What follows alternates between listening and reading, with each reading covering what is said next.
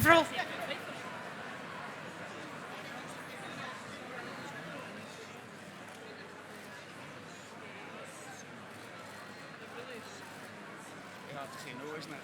I know. And people, it makes a big difference to people. You know, they really appreciate the time, so. Okay. Right, I think we're good to go. Right. Okay. Welcome back, conference. Thank you, delegates. We have a great start to our afternoon now with an address from Deputy First Minister John Swinney, MSP. John is the MSP for Perthshire North and the Cabinet Secretary for Education and Lifelong Learning. Welcome, John.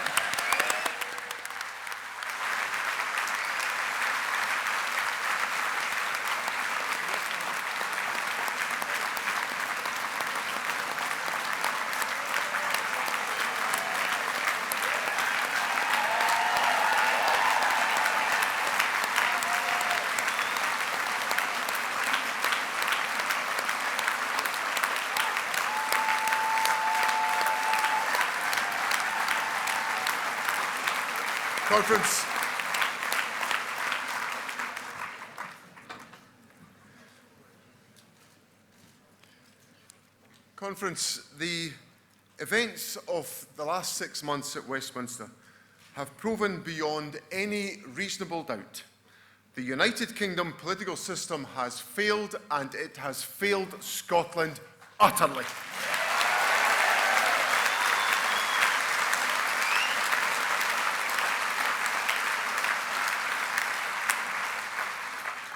Week after week of an internal battle within the Tory party has been played out in front of us all, where for the UK government, the survival of the Tory party has been more important than protecting the jobs, the livelihoods and the opportunities of the people of our country.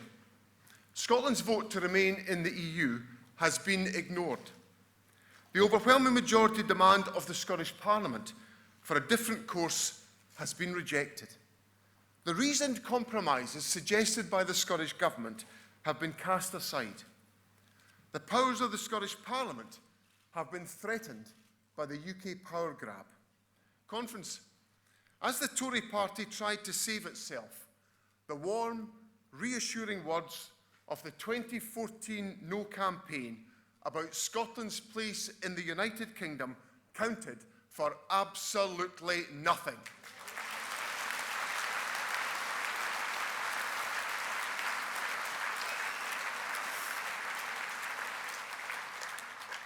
And people wonder why the First Minister has asked every one of our fellow citizens to think again about what kind of country we want to live in. This week, the First Minister set out the steps our country needs to consider to address the Brexit crisis. Just as she has done throughout the Brexit saga, Nicola Sturgeon spoke first, foremost and always in the national interest of Scotland.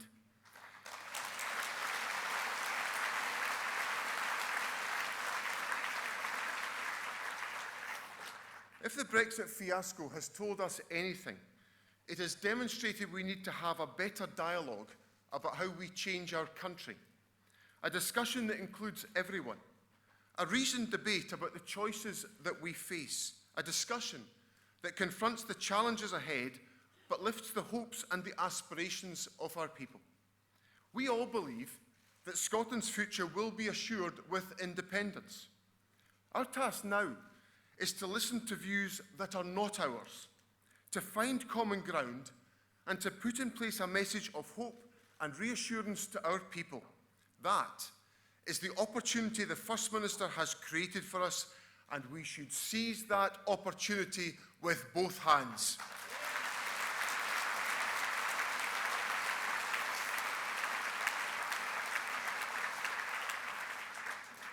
And the first opportunity we have is in the debate that is about to come this afternoon. The Growth Commission, led by Andrew Wilson, has spent time and taken care to explore some of the real, challenging, unavoidable issues that we face in the independence debate. They've given their thinking to us, and members around the country have engaged in a truly democratic, participative process. And the debate now comes here, where it should, to the floor of our party conference for our delegates to decide. That is honest, open, respectful debate in action. That is the way it should always be, and this party should be very proud of the approach that we take.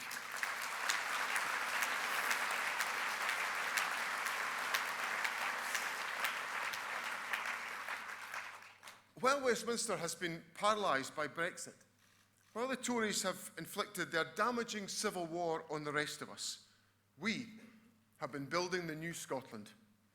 We've delivered record health funding. We've a record number of Scots going to university and record numbers from the poorest backgrounds going there too. We have some of the highest levels of inward investment in the United Kingdom and the lowest unemployment on record. I'll say that again, the lowest unemployment on record.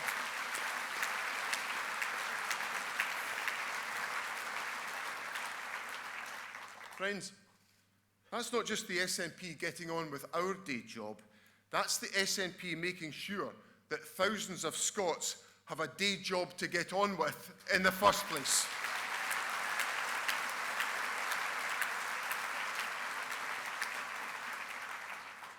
In just the last few months, while Westminster imploded, we have enacted world-leading measures to protect the victims of domestic violence. We've established an advance payment scheme for the elderly and terminally ill victims of childhood abuse. We have committed to funding the tuition of EU students starting their studies in Scotland in 2020, just as any good, progressive European nation should do. And we've rolled out the new Best Start grants, and we are establishing a Scottish National Investment Bank. Friends, I could go on and on and on, and I will. More teachers.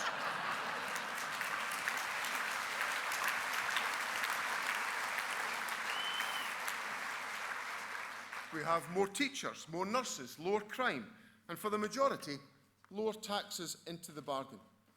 Friends, many of these things are policies the old parties always said were impossible.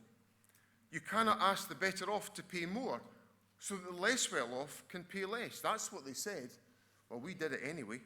Fairer taxation, paying for fairer public services. Not impossible with the SNP. But then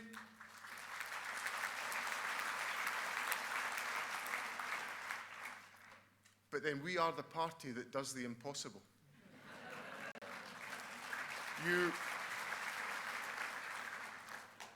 You will never win a Holyrood election, they said. Well, we did that, and we did that 3 times already.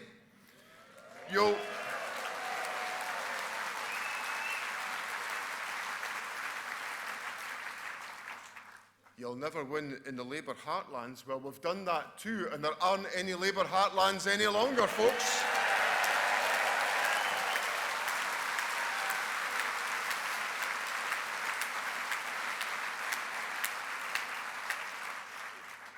And now there's a new one. They now say you cannot have another independence referendum and won't win it if you do. Well, my message is simple. We'll soon see about that.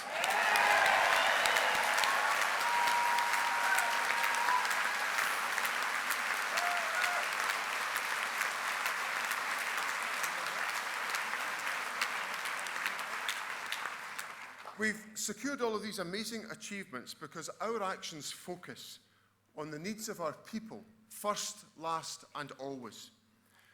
And along with all of this good work that I've mentioned already for our people, in a parliament where the government does not have a majority, Derek Mackay has secured the agreement, with the support of the Greens, to the Scottish Government budget for this coming year. And conference, don't underestimate the scale of the challenge in getting that budget through. The Liberals came off the fence and made a decisive intervention. They decided to have absolutely no part in the process. The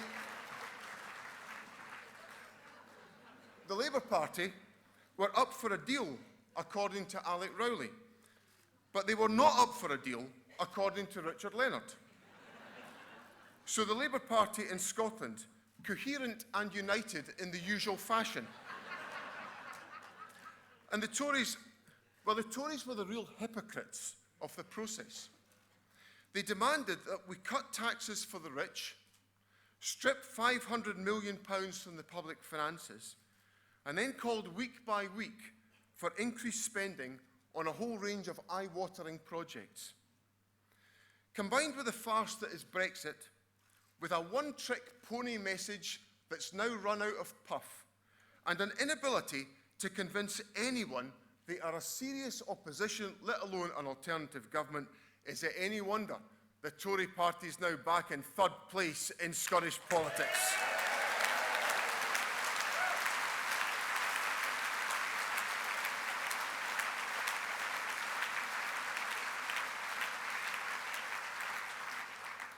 "12 years into government, the SNP continues to lead in the polls, and we continue to lead the change that Scotland requires. Our agenda on education is designed to transform the lives of young people in Scotland by closing the poverty-related attainment gap once and for all. Every step of the way in the lives of our children and young people, your SNP government is taking action to transform lives. The baby box, now in its second year with over 80,000 boxes issued, the take-up rate has reached 96%. Solid investment to give our children the very best start in life.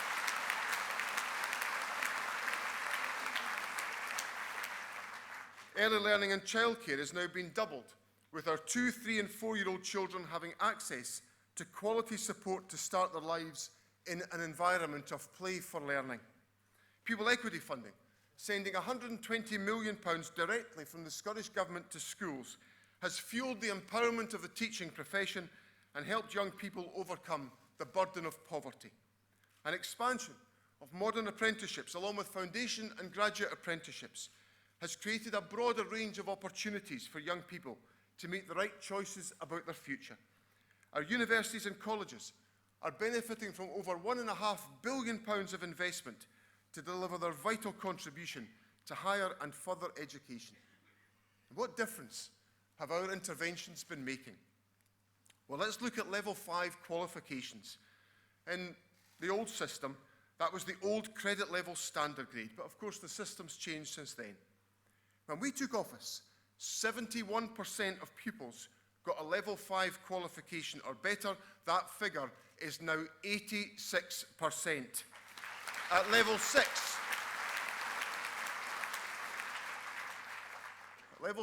or better, that's Highers. When we took office, just 41% achieved that qualification. Last year, that figure reached 62%. Despite all of this achievement,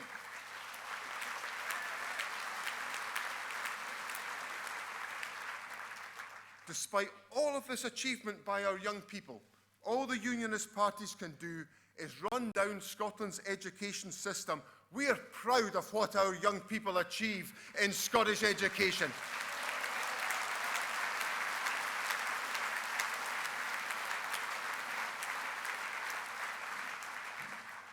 We set ourselves 2 tasks for school education: raise standards for all and close the attainment gap. Well, here's the progress report. Attainment overall is up. Last year, for the first time ever, more than 30% of pupils got at least 5 passes at higher or better, up from 22% in 2009-10. And the poverty-related attainment gap is narrowing. The gap between those from the most and least deprived areas achieving a higher or better has reduced for the 8th successive year and is now at a record low. Standards up, the attainment gap closing. That is the SNP record on education.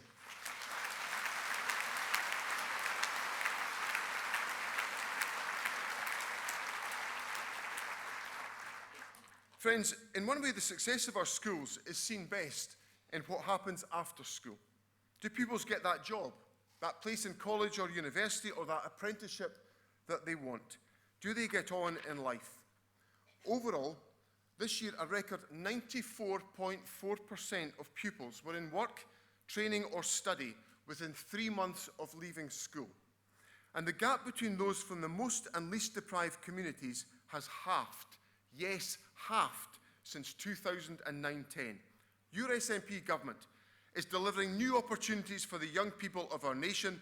The Unionists may not like it, but it's what we're going to go on doing day and daily until our job is done.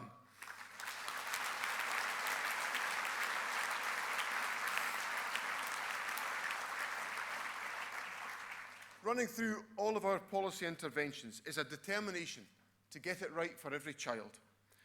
The GIRFIC agenda has encouraged our public services to take a preventative approach to support early intervention that will improve the life chances of our children. One of the key elements in that process is how we support families. Working with Scotland's dynamic charity and third sectors, we can help children grow up healthy, happy and safe. And to do so, I'm today announcing a new fund of up to £16 million running over 3 years to partner with charities and the third sector. Whether it is schemes aimed at supporting children who are also carers, or projects that focus on adult learning, we want to break the intergenerational cycles that blight too many lives. Across a wide range of challenges, from early learning to child protection and adverse childhood experiences, early intervention is the key. Your SNP government will always do all that we can to get it right for every child in Scotland.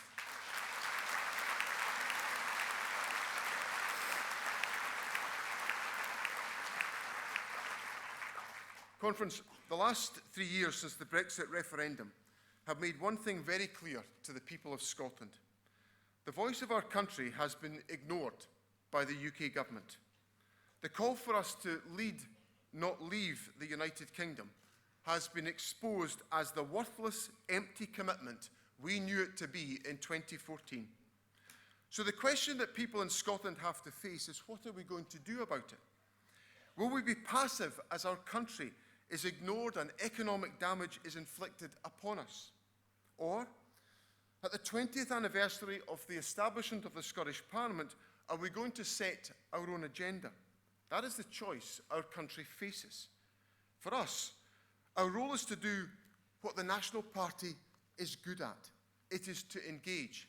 It is to listen carefully to our people. It is to persuade and to convince. And above all, it is to provide the people of Scotland with an ambitious vision, brimming with hope of what our country can be.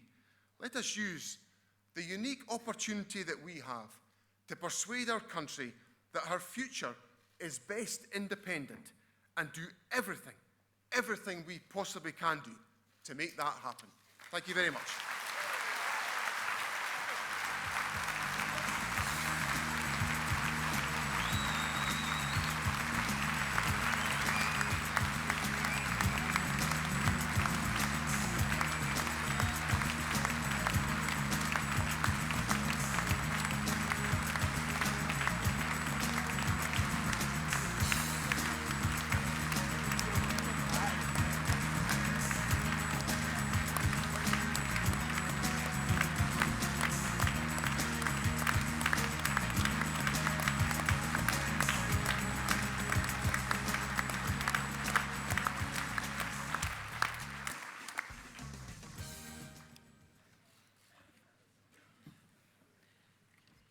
Delegates, we will now move on to look at topical and emergency resolutions. The text of these resolutions will be on the side screens as the resolutions are being discussed.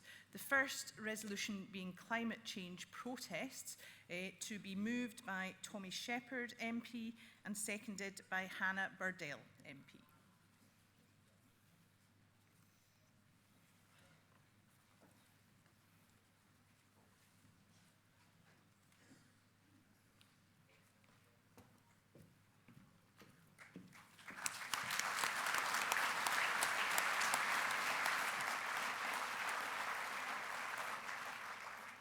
"40 years ago, I, along with many other people, got myself arrested trying to stop the construction of the Torness nuclear power station.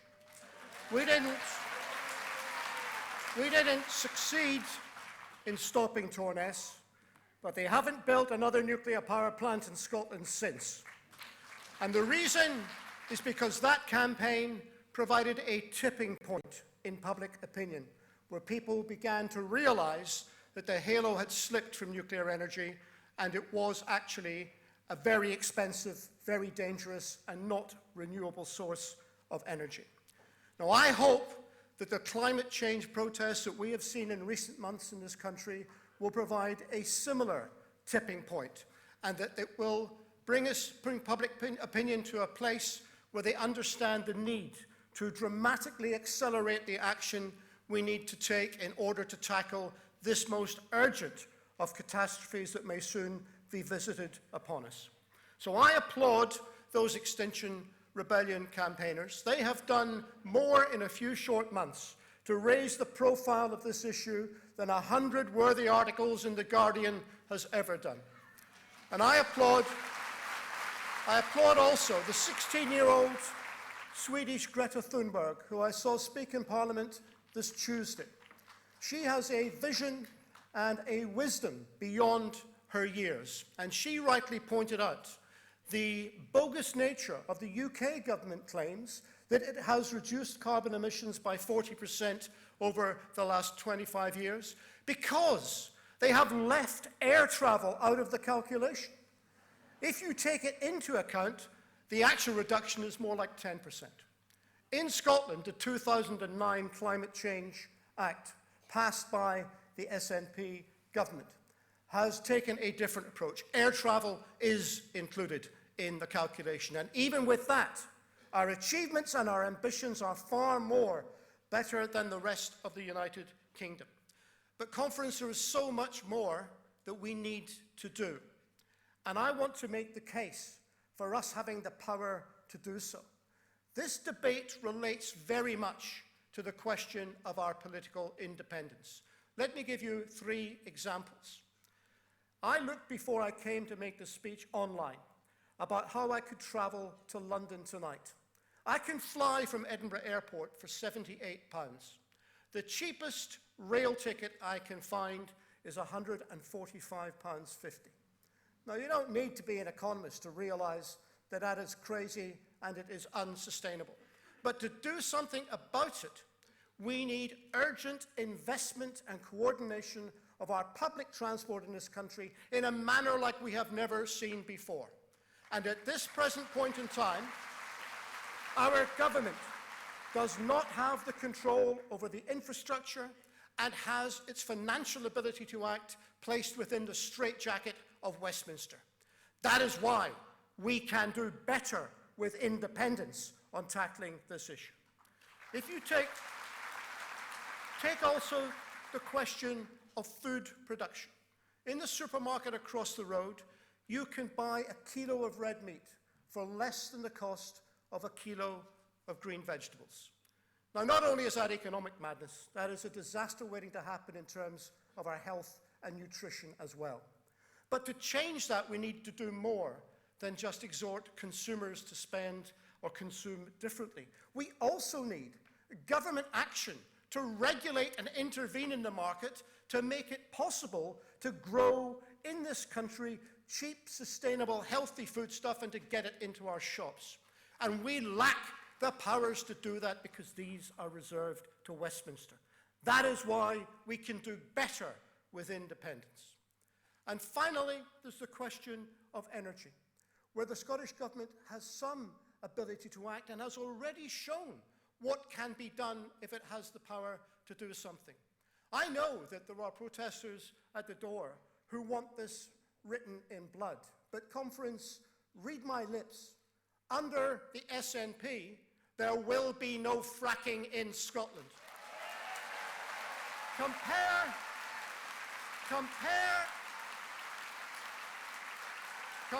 and contrast that to the actions of the United Kingdom government, who seem willing to let international corporations rip up the English countryside in pursuit of shale gas. But actually, Scotland, much of the powers that we need, we do not have. The entire financial framework which governs the direction and development and investment in renewable energy is not under our control. With independence, it would be.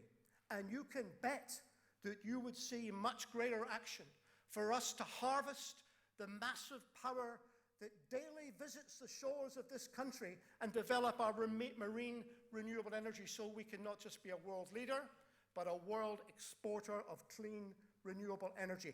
That is why we need independence, so we have the power to act. Probably in this rather than any other aspect of human endeavour, we know that independence is not an abstract notion. It is about giving people the political power to change lives.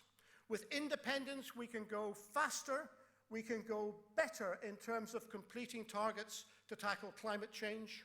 We can build a sustainable country where people live in harmony with the natural world and the living environment around them. So we should salute the school students of Scotland who in recent months have urged us to lift our horizons and raise our ambition. But as we work with them, we should also campaign for our country to be a normal, independent, self-governing nation so that we can build the type of country those we want, and those school students will be the ones who reap the benefit. I move.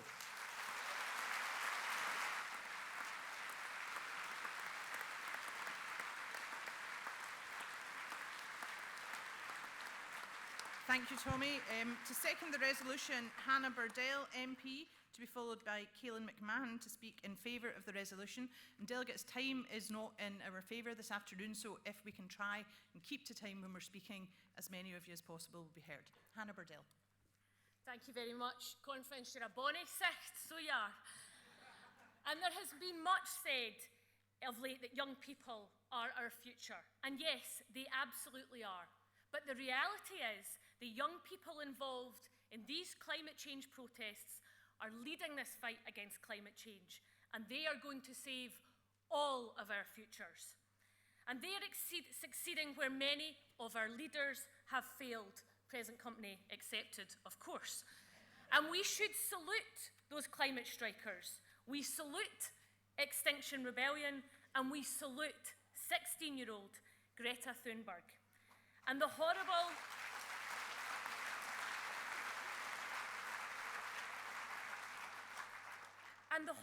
and disgusting abuse and bullying she has received from some in the media because she is a young woman using her voice for good is utterly shameful.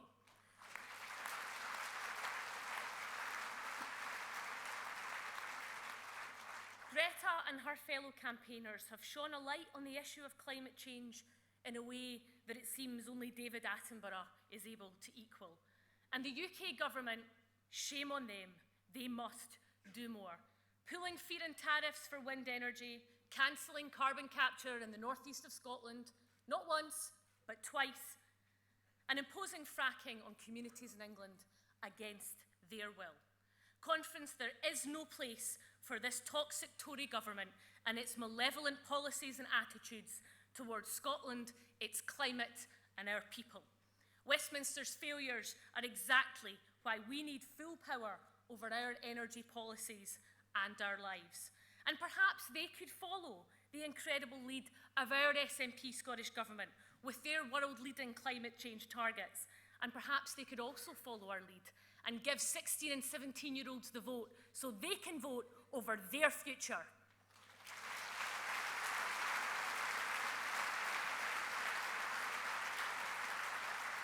Because, Conference, those 16 and 17-year-olds and those young people who are fighting against climate change have a damn sight better idea than some of the dinosaurs at Westminster. Because believe you me, I sit and have to listen to them week in, week out.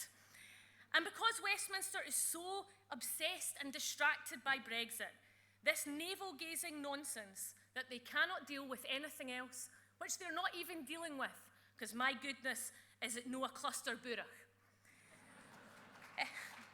If societies and governments, particularly the Westminster government, really care about climate change, they need to recognise the inextricable link with social justice. Because anyone who cares about social justice cares about climate change, and we do.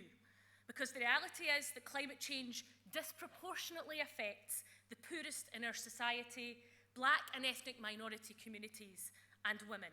In those communities who will bear and are bearing the brunt of climate change and its impact, we must do better for them.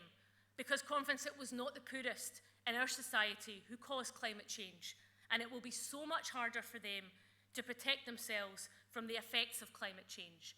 When the floods rise, Conference, it will not be the rich who will drown.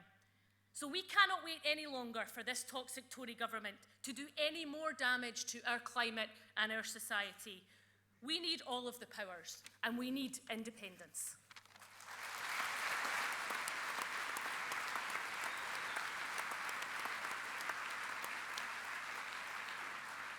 Thank you, Hannah. And the final speaker that we're able to take for this resolution is Caelan McMahon.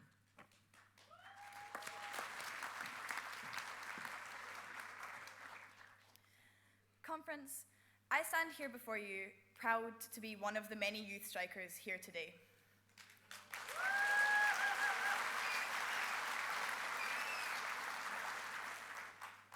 Young people are always told, get off your phones, take more of an interest in the world around us.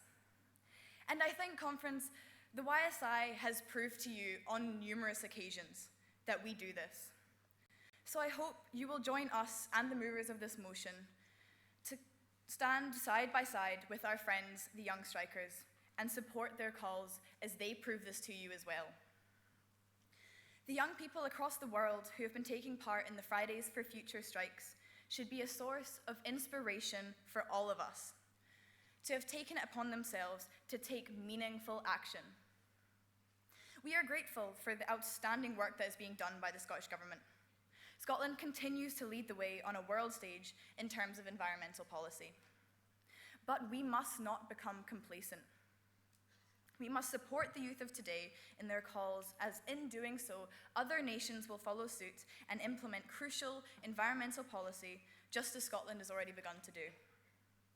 But we must also do more. We must continue our record of hard work, but also further strengthen our focus of environmental issues being at the heart of all of our policy development. While yes, Brexit is the most topical issue that will be seen to affect my generation, for the rest of our lives, there is one issue that will do even more damage: climate change. We all acknowledge the awful realities that Brexit will bring to our livelihoods, and we are doing effective work to prevent this. But it is now time to do more than acknowledge the awful realities that climate change will bring to humanity. And it is too long to wait for my generation to be the world leaders and the CEOs, because by then we will be at a point of no return.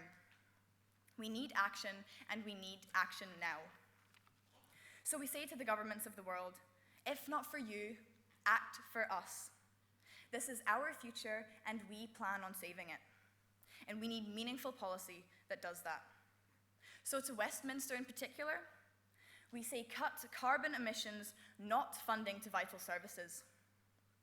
And so for as long as the debate is centered around, should they be missing school for this, rather than what action should we take to listen to them, the answer to that first question will continue to be yes. We must obviously as individuals do everything we can to help the environment, but it is time to listen to the young people striking. We need governments, organizations, and most of all, corporate businesses to hear our voices. Because, Conference, I can tell you one thing: we are not going anywhere. We will continue to strike, and we will continue to call for climate action until our calls are answered. So I hope, Conference, you will join me and my colleagues in the YSI in saying to the young strikers, keep it up, never give up the fight. Thank you.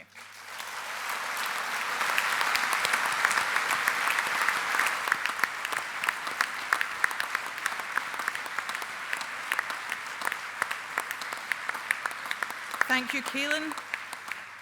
There are no cards in against delegates. Can I therefore ask, is the resolution passed by acclaim?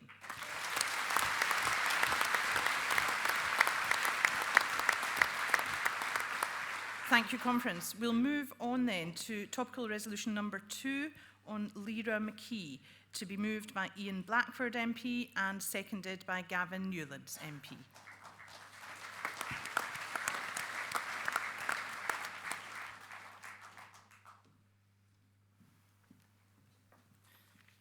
Good afternoon, Conference.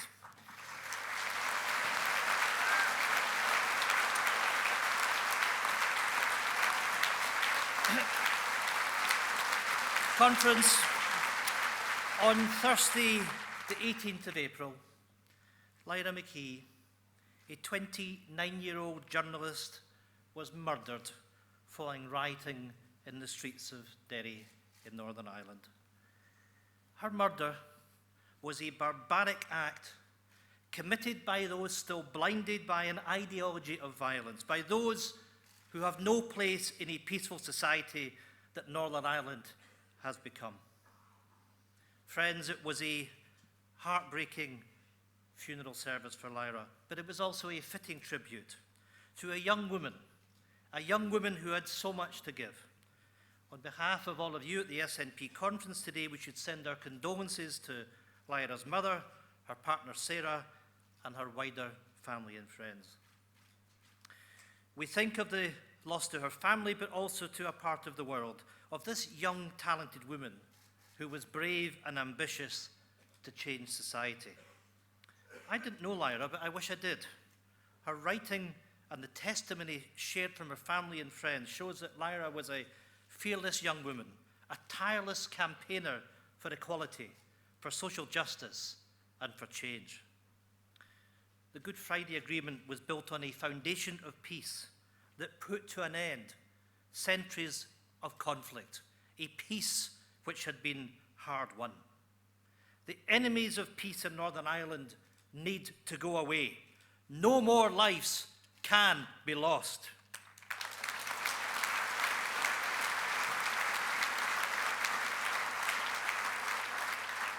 From this terrible act of terrorism we have witnessed over the past number of days, a groundswell of support for the return of power-sharing institutions in Northern Ireland. Politics is the way forward. Working together is the answer, not violence. Violence, friends, achieves nothing. There can be no more lives lost. In that moving service last Wednesday, perhaps the most invigorating moment was the address from Father Martin McGill, who received a standing ovation when he addressed the politicians that were there and insisted that they listen to the voice of people, that want a future of institutions delivering for them, institutions delivering jobs, institutions with a mandate to end the poverty that blights so many in Northern Ireland.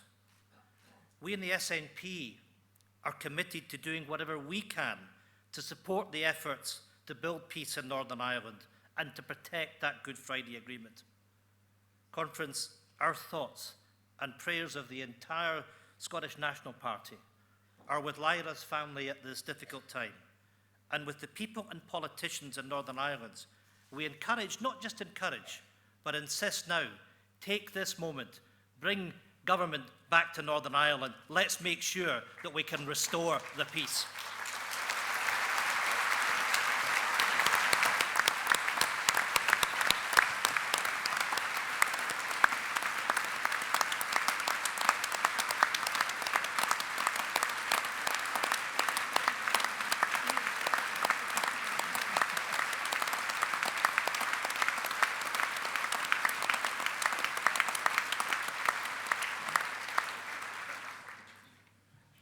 Thank you, Ian.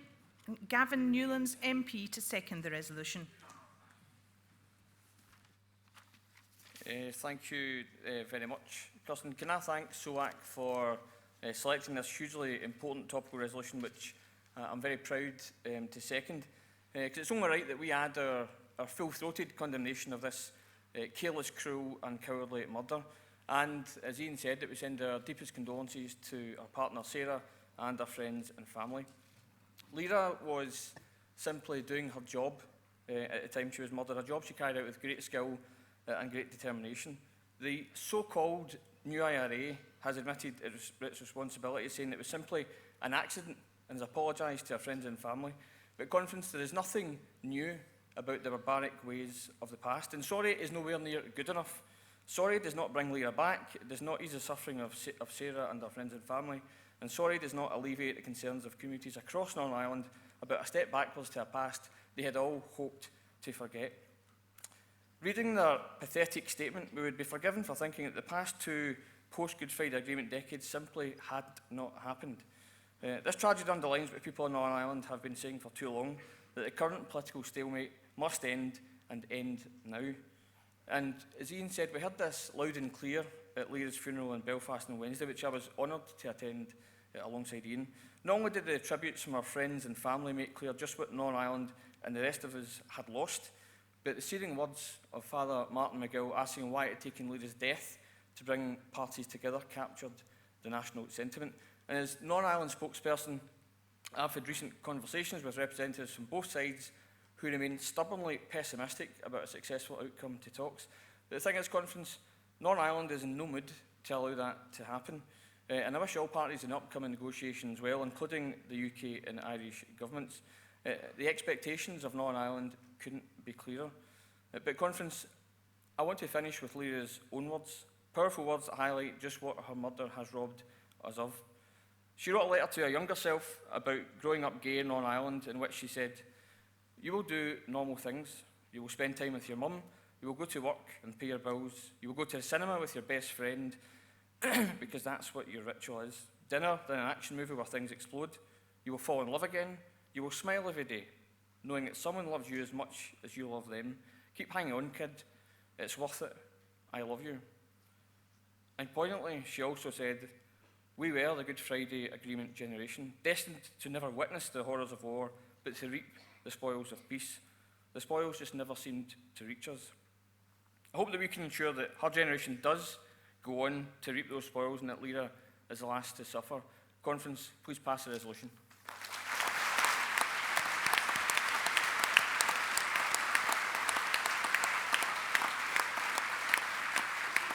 Thank you, Gavin. Conference, there are no further cards in for this resolution. Can I ask, therefore, is the resolution passed by acclaim?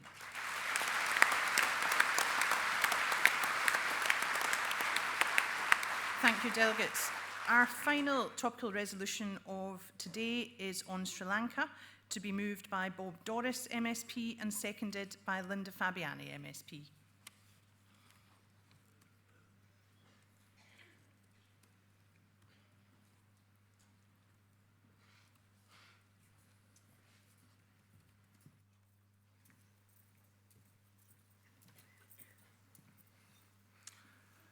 Conference, when Nathan and his wife walked into the breakfast area of the Shangri-La Hotel in Colombo, they were no doubt expecting a wonderful Easter Sunday.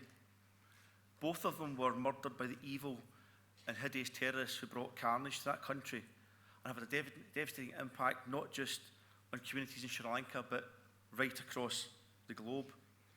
They're part of a wider Christian community targeted simply for wishing to gather together and celebrate their faith. Over 250 people have cruelly lost their lives and many, many more have been seriously injured. Conference is only right and proper this afternoon that we come together and stand in solidarity with the people of Sri Lanka during this difficult time. Terror attacks on Christians right across Sri Lanka have not only brought global anger and revulsion, it has also brought a wave of love, hope and solidarity for all those affected. We will not be divided and turn on each other. Quite the opposite. Conference, an attack on one community and its faith and freedoms is an attack on us all. I know that is the view of my friend and my constituent David. He stays in Royston. Glasgow is his family's home. Nathan and his wife were David's relatives. David and his family are hurting. David, who is also Sri Lankan, lost his best friend from Sri Lanka, Ernest, also that day. Ernest was one of 12 of David's friends who were brutally murdered in the San Sebastian church during those attacks. Christians like David simply coming together to gather and to worship. The terrorists who want to cause division along ethnic or faith lines shall not succeed. Whether it is Christians in Sri Lanka or Muslims recently in Christchurch, where 50 were murdered, brutally gunned down at the Al Noor Mosque and the Linwood Islamic Centre simply because of their faith, we will not tolerate it. Or closer to home, not always on that scale, but closer to home here in Scotland, the shameful petrol bomb attack last August in the Gurdwara in Edinburgh, targeting our Sikh community. We've all witnessed the targeting of our Muslim, our Jewish communities and others. However, Scotland's and the world's response is, of course, to defend the rights of all of us to practice our faith, to live in peace and free from persecution. That is why it's particularly heartwarming to see the Muslim Council of Scotland and the Scottish Council of Jewish Communities when they joined together last November to take a joint stand against anti-Semitism, Islamophobia, and against the persecution of anyone simply because of their faith. Just before I finish conference, I want to say a little bit more about David. He runs a charity called GEIS, Glasgow Integrated Community Empowerment. GEIS International Sport do a wonderful job in one village in particular in Sri Lanka.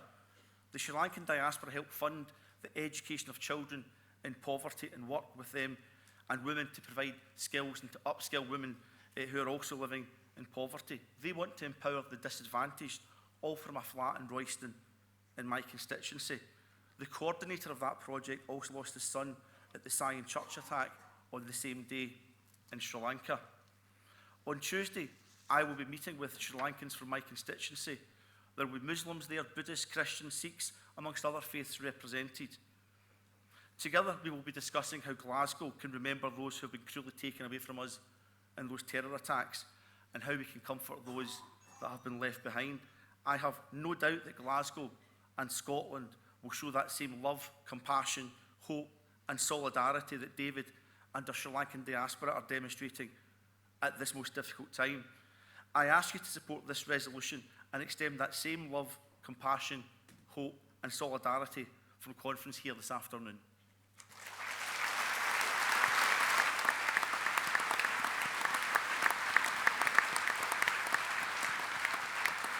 Thank you, Bob. And to second the motion, Linda Fabiani, MSP. Thank you very much, Convener. Oh, that was nice.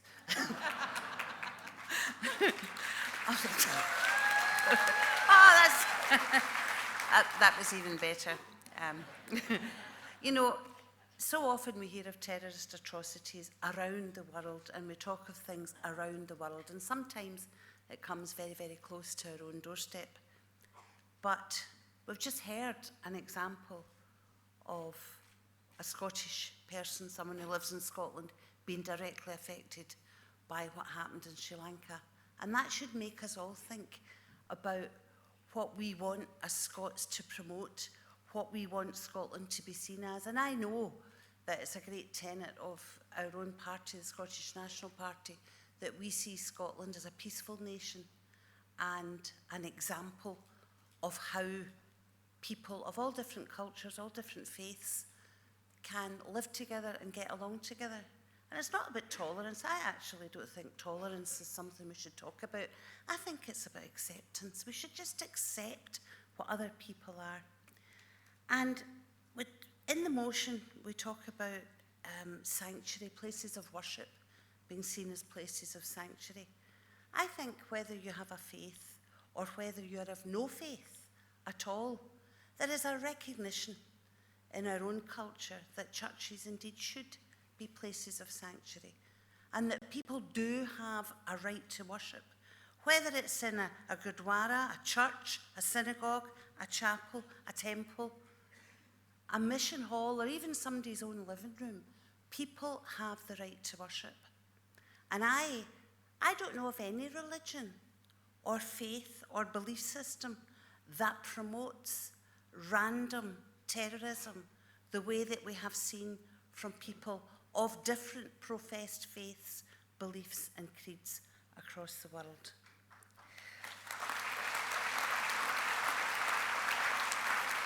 So, yes, we are a small country, but we're a country that's respected and listened to. So I absolutely believe that we can show in Scotland that we can accept everyone's faith, everyone's belief system. We can accept if people don't have any faith at all. What we will not accept is the divisions that some people try to sow in Scotland, whether it be those that commit horrendous acts, whether it be politicians that use them for various ends, or whether it indeed be a media that promotes it to sell newspapers. We will not accept it in Scotland. We are an accepting nation. That's the way we will be now and when we're independent. Thank you.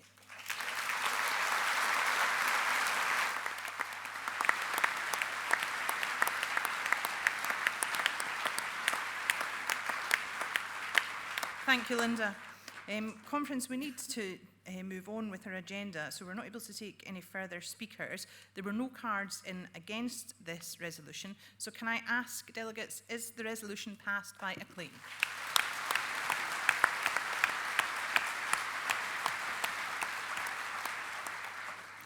Thank you, delegates. We're now moving on to resolution number 7 on the Sustainable Growth Commission, to be moved by our Deputy Leader, Keith Brown, MSP, and seconded by Derek Mackay, MSP, Cabinet Secretary for Finance, Economy and Fair Work. I know a number of delegates are seeking to speak, so we will try to get through as many as possible of you. If I can ask the delegates to keep to time, please, that would be helpful. Keith Brown, MSP.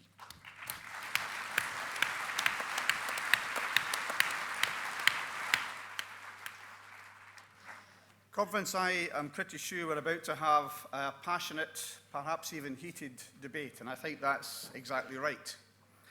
I think it's serious that we have this debate. The purpose of the resolution is a serious one, and for that reason, I want to try and lay out in as measured way as I can why I support this resolution. Our party has two aims set out in its constitution. The first, of course, is independence for Scotland. The second is the furtherance of all Scottish interests. And that's why all of us here today have joined this party to restore our nation's sovereignty and to build a better future. And it's these values which I believe underpin the resolution before us today. It's our pathway to winning independence for Scotland, the best way to advance our country's interests based on a credible, ambitious economic case. You might remember, delegates, we lost a referendum in 2014, and I'll tell you, as a member that represents Clackmannanshire Council, I certainly remember that night. But in fairness, we've been winning votes ever since, 5 national votes since 2014. And you might also have noticed that today's Times poll puts support for independence at 49%.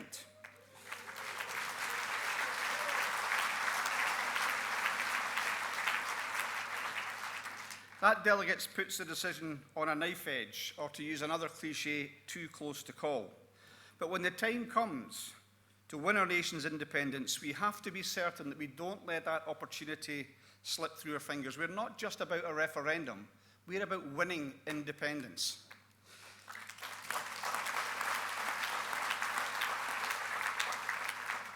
Now, the First Minister announced the Sustainable Growth Commission to help us take on that challenge, to build anew the economic case for Scottish independence. And as strong as our case was in 2014, and it was a strong case, it has to be stronger next time round. The Commission sets out 50 recommendations on how Scotland can reach its full potential with independence. I took those recommendations to our party's biggest ever national assemblies, 3 national assemblies around the country, and that process helped to define and shape the proposal before you today. Conference, this party is at its best when we debate respectfully as friends how best to transform our nation through independence. The way that we conduct this debate should be an advert for the passionate but tolerant and inclusive Scotland that will appeal to those who have still to decide to vote yes. What a refreshing antidote that will be to the doom and gloom of the Brexit debate. Brexit demonstrates not only that Scotland can and should become independent, but that we must become independent. So let me turn then to the substance of the resolution which sets us on that course. It's in 3 parts. First of all, I think we can all agree we must become an independent country to reach our full potential. We have to match the success of other similar-sized independent nations the world over, and that should just be the beginning of our ambition. The 12 similarly sized advanced economies considered by the Commission have GDP rates 14% higher than ours. Why is that? We lack nothing that they have. In fact, we have much more very often than they do. What they do have, though, is independence. Secondly, we have to become an independent country to break free from the economic mismanagement of successive Westminster governments. Now, we are told we have a notional deficit today because we are part of the UK.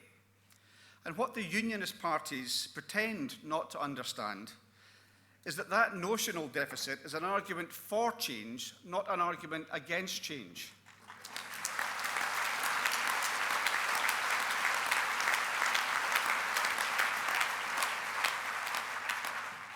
And I'd like to be really clear on this point, Conference. This resolution rejects austerity outright. This resolution rejects austerity outright. We can make better spending decisions. You heard the testimony of John Swinney earlier on to what the Scottish Government has achieved. We can make better spending decisions. With independence, we can rid our shores of nuclear weapons.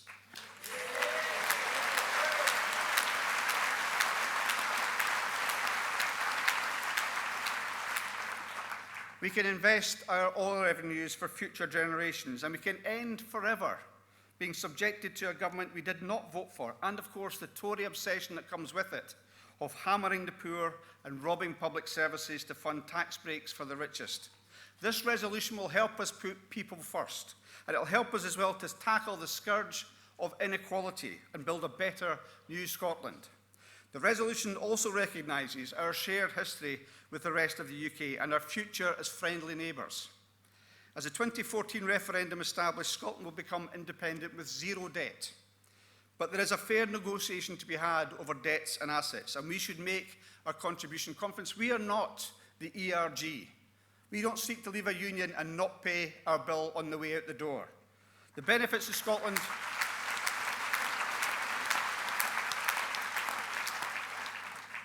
As we've seen with the way that the First Minister has conducted the Brexit debate since its inception, we have a lot to gain from being the only grown-ups in the room.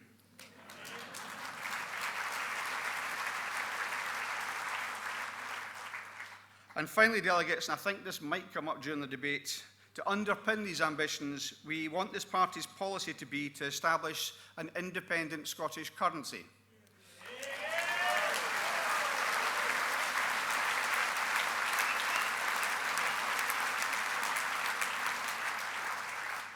And as with everything else that we do as a party, in which this government has done, we have to try and realise that ambition with caution and common sense, appealing to as wide an audience as possible. The transition to an independent currency must be guided by the best interests of our people and our economy. So until we can establish our own currency safely and securely, we will continue to use the pound. That is common to each of the amendments also. What's at debate is a question of timing. And that doesn't stop us from laying the groundwork during transition and in the early years of independence, building the institutions that we'll need, such as a central bank, with the expertise to inform that safe, secure transition to an independent currency. And we should take the 6 sensible tests that the Commission recommends as our guiding approach. They are achievable. It's ridiculous to say that they're not achievable, and they provided much needed stability in transition. And crucially, and I don't know how anybody in this party can oppose this, it will be for an independent, sovereign Scottish Parliament to have the final say on this decision.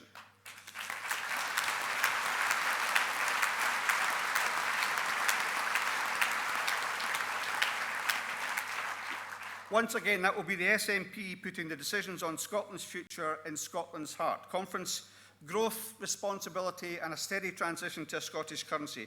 The 3 elements of this resolution work together in their entirety. I know there are amendments to be debated. I have gone around the country, as has Derek Mackay, talking to branches and constituencies. I'm well aware of some of those that would support the amendments and have had discussions with them and will continue to do so. But as I have travelled, I have listened to those arguments, and it's my view that these amendments carry risks and will, if passed, dilute what is the strongest prospectus for our economic future. The single biggest issue raised at our national assemblies, our biggest ever national assemblies, was around currency. But the biggest demand that we had, the biggest response that we had, was that we settle on a policy that we can all get behind, that is credible and coherent, and that we can sell on the doorsteps in order to win independence. This resolution, unamended, gives us that. Of course, there is frustration. We all want independence, and we want to have it right now. But we have to bring more people with us if we're to move beyond 45%. Going harder and faster, in my view, would damage that case and fail to win new support. Conference, we have, as is seen in the Times poll, and not just in terms of independence, but the astonishing lead that we have in terms of the European elections, Tories reduced to single figures. We have the momentum in Scottish politics. The case for independence grows stronger by the day, but we've got work still to do. And at the heart of this resolution is a persuasive platform, the one that we need to win Scotland's independence, and to have the best chance of winning the arguments, to fulfil our potential as an independent nation, to build a better Scotland fit to take on the challenges. And I would ask Conference, as we take the decisions today on this resolution, when you cast your vote, think about how you want to feel on the morning after the next independence referendum. We have to do everything that we possibly can. We can't take it for granted support's going to increase. We have to win that support. Conference, I believe this resolution helps us win that support. Please support the resolution and do so unamended. Thank you.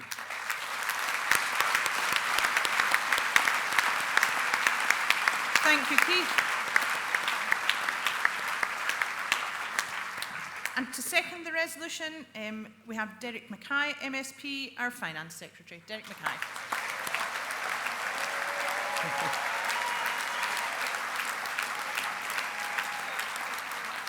Convener, I hope that time's not taken off for applause. I would have shown flexibility as business convener. I think you're running conference perfectly well, and Jerry Fisher agrees. Conference, I'm delighted to be here participating today as Scotland's Finance Secretary, because we are at a defining moment in our journey towards Scottish independence, where the case for independence has never been stronger, and we're also winning the economic argument. More people are now convinced that our country will be richer with independence, but we must build on that momentum with a plan that will grow our economy, end austerity, and ensure that our country's enormous wealth works for all of us. In the finest traditions of this party, we've discussed and debated the proposals from the Growth Commission, built upon the ideas, and of course we will continue to do so. The National Assemblies have shaped the resolution for the better, and I've been to constituencies around the country, and Conference, now you, the party's members, have the ultimate say. Equip us with the best economic case for independence, and I believe that this is the case, supported by the First Minister, that we put to you today. Our legendary party campaigning machine is primed and ready to go. Today's resolution, unamended, is a crystal clear economic case to take to the nation. It is a plan that reassures, inspires, and offers optimism in and for Scotland. Our currency proposition is simple. On day one, the currency will be the pound, because it's our pound too.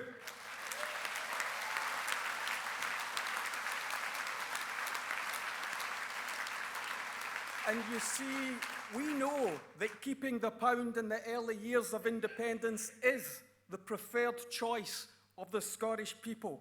It's how people pay their bills and get their pensions, and they don't want us to take that away from them. And no UK government can threaten to do that.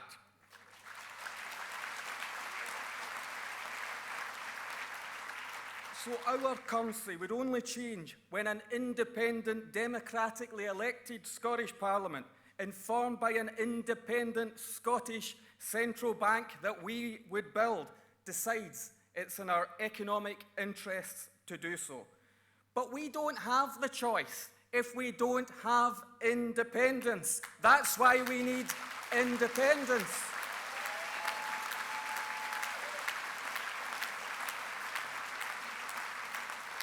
So we have a robust plan that unlocks our nation's enormous potential to match the performance of the best economies on earth, reject austerity, invest in our public services, and break free from the London-centric economic model that has failed this country.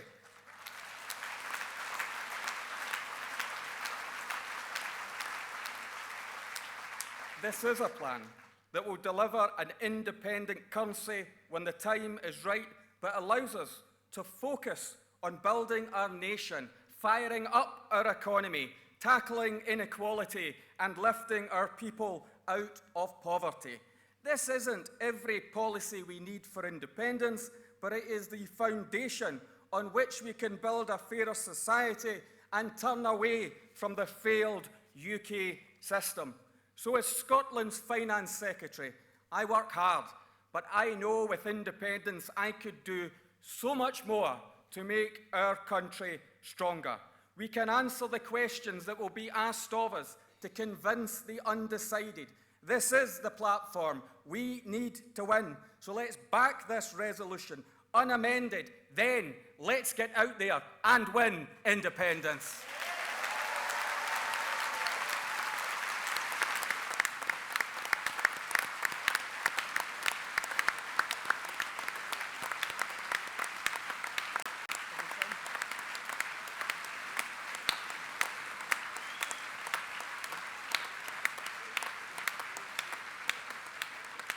Thank you, Derek.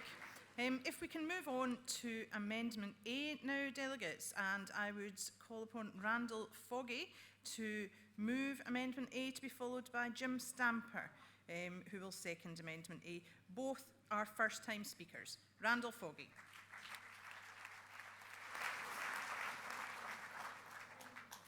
As branch treasurer, you would not expect me to issue blank cheques. As conference, we should not issue blank cheques. We should limit these annual payments. This amendment is about limiting these annual payments.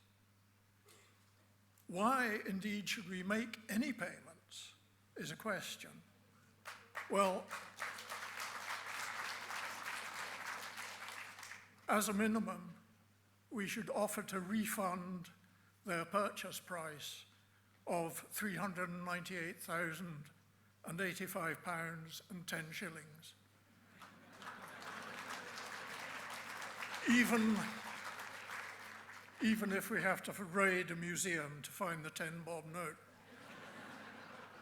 However, just as the English, with the Union equivalent, which that was, of 1707, we shouldn't specify what these payments are for.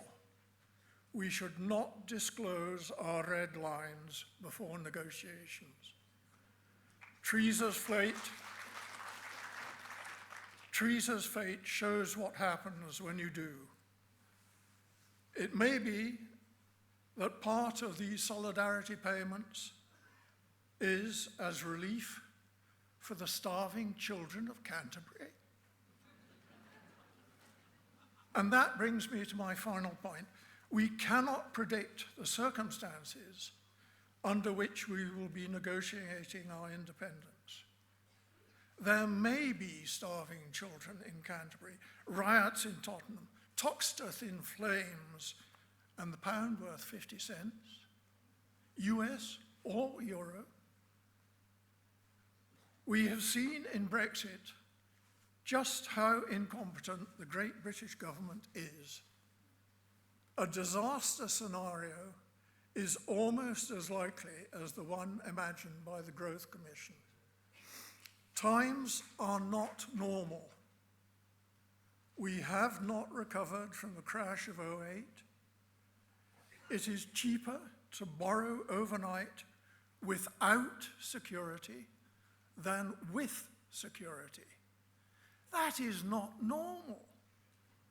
Having to use or being pegged at 50 cents pound would not be a great start for a newly independent Scotland.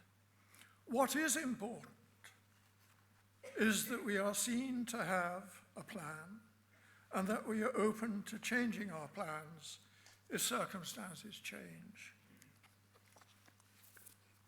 Here is a plan from 1952. Here is our plan from last time. We make plans, and if circumstances change, we change our plans. That is the message that people should pass on the doorsteps. The Kirkcaldy limiting amendment has no blank checks in it. It has no red lines, and so I commend it to conference.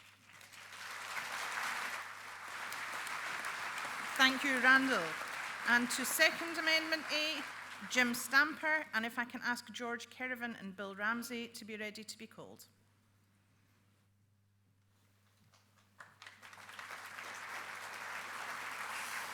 Hi everyone.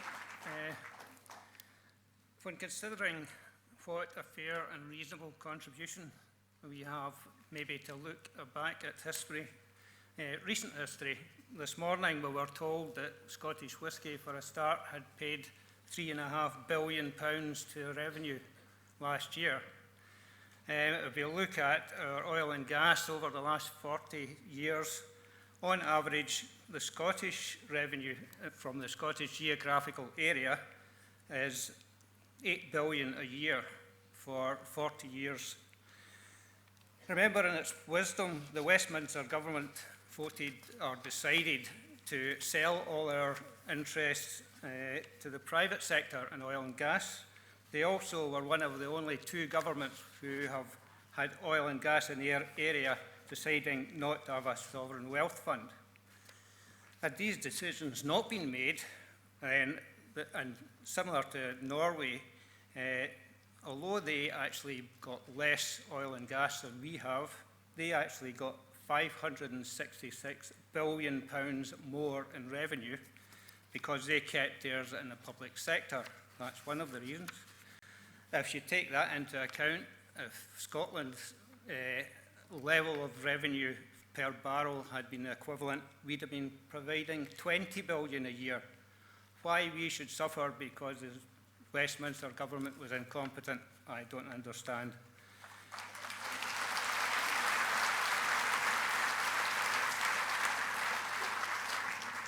Norway, at the same time, also decided to have a sovereign wealth fund. They have 770 billion in that now, pounds that is. Meanwhile, we are meant to share £2 trillion of UK debt. I don't really see the justification for that either. Meantime, many of our principal industries were allowed to go to the wall: shipbuilding, car building, steel. The only steel that's left is due to the support of the Scottish Government. And possibly worse is the destruction that's had on our communities. Workers put in the dole paid by our oil revenue, left feeling inadequate and dependent. That's not changing. There's no reducing support for our renewable section, and if we go ahead with Brexit, our food and drink industry is going to go down the tubes. Sharing is out of the question. We've supplied all this revenue. If we had been getting a fair share, fine. But it's all going to the London economy. And Scotland, with the rest of the country, is suffering increased poverty and food banks. That's your time. Sorry, is it? Okay. I'm afraid so. I would just ask, taking these things on board, please don't consider that we owe the UK to pay continuously for the debt that they have incurred. Thank you. Thank you, Jim. If we can move on, delegates, to Amendment B, and I would ask George Kerrivan to move the motion, to be followed by Bill Ramsey.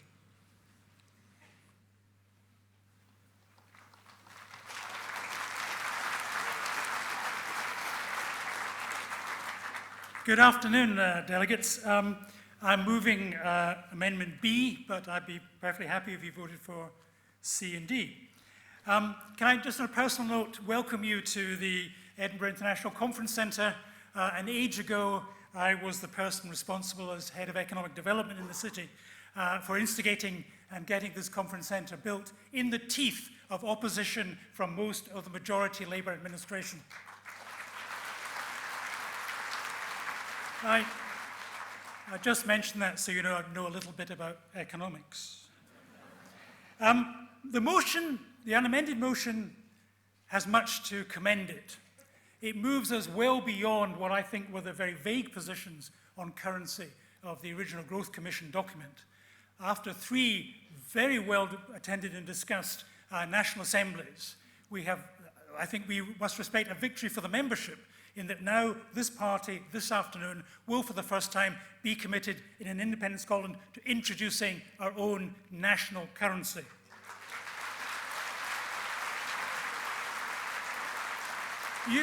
Whatever happens, you're going to have to sell that on the doorstep. And you'll sell it this way. If we don't control our currency, we don't control our economy. We don't control our interest rates. We cannot do the things that we want to do. We cannot borrow, the Scottish Government cannot borrow to the extent that it wants to do. We can't invest to the extent that we need to change the economy unless we control our currency. And in fact, it is the poorest in the land who pay the highest interest rates for survival. And if we control our own currency and our own banking system, then interest rates will be lower. Now, unfortunately, the unamended motion has a vague element. It's still vague on the precise timing of introducing the new currency. Now, I don't want this debate, and I really reject the notion that this debate is about a divide between those who want to convince and those who are rushing ahead with a lack of judgment. Of course, we must have a majority for independence, hopefully in next year's referendum. But when you're on the doorstep, Scottish voters are canny, and they're going to ask you this question. Okay, SNP, you voted to have your own to have a Scottish currency. When are you going to introduce it?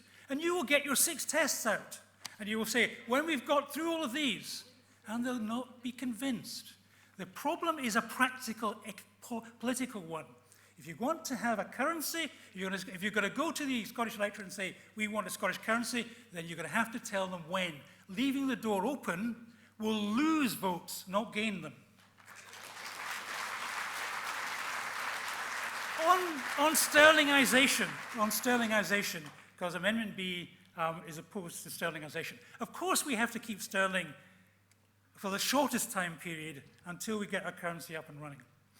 But prolonged sterlingization has a major time bomb built into it.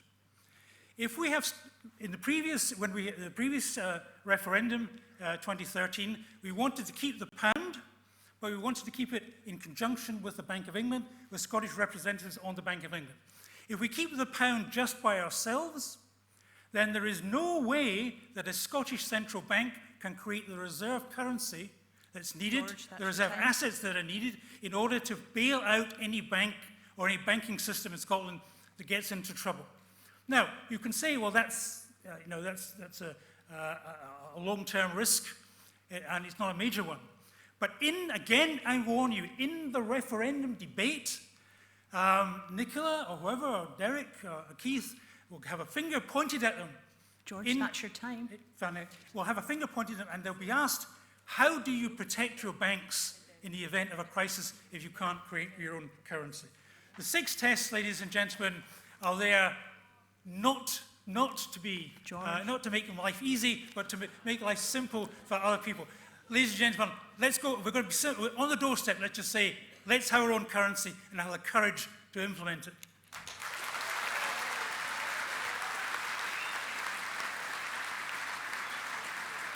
Thank you, George. If I could ask Bill Ramsey to come to the podium, if I could again ask delegates to try and keep to time, because that we will hear from more of you. Bill, thank you. Conference. I've known Keith since he was a councillor in Clickmarenshire, and I know he's not a neoliberal, it's laughable. And I've known Derek as a boy, one of Jim's boys in Paisley, fighting in elections and by-elections, God knows what, and to call him a neoliberal is, well, doubly absurd. I don't know how you would put that, but it is daft, and I'm not suggesting that. However, Constance, we are not the Scottish version of the establishment Democratic Party in the United States. We are, for the moment, in an electoral hegemonic position, and it's partly down to us, but it's also partly down to the fact that the British state is disintegrating before our eyes. That is no small reason why we are in the position we are in. And we have to take forward a vision for independence. I joined the SNP before the 1979 referendum, and I'm a social democrat, firmly rooted in Keynesian view of political economy. I'm a Scottish trade unionist about to assume the presidency of the Educational Institute of Scotland, Scotland's biggest teachers' trade union and the world's oldest. But I'm a Scottish nationalist, and I have been all my adult life. And we cannot go into our heartlands and on the one hand asking people to vote for independence, and then when they look at the austerity spin that Better Together 2 will actually put together, and then say, but it's okay, you can vote for the, you can vote the SNP out at the first real election after the Solitaire goes up the flagpole in Edinburgh. No, I'm not up for that. I am not up for that. Not at all I would go up for that. Unamended, Better Together will argue that we are the merchants of austerity. They'll look at the 6 tests and they will run with them. They will say that it is us that are saying we're too small. They will say that it's us that Scotland's too fragile, and they will say our politicians are being too timid. Consider this, fellow nationalists. We have dozens of parliamentarians who are remaining silent in this debate. We have many of them that are eloquent, and they've been silent. We have many of them dynamic, and they've been silent. Heroes and heroines of IndyRef 1 and over the Growth Commission, they have been silent. And this isn't a criticism, this is an observation. If we have to draw a parallel with the United States, we have to be like the Democratic Party of Bernie Sanders and Alexandria Ocasio-Cortez. We have to put forward a positive vision for an independent Scotland. Do not shackle ourselves with the 6 tests, because the Unionists will use it to bind our hands when we fight for independence next year. Please support Amendment B and D. Thank you, Bill. If we can move to Amendment C, delegates, and if I could first ask Alan Crockett to propose the amendment, to be followed by Agnes McGowan. They're both first-time speakers.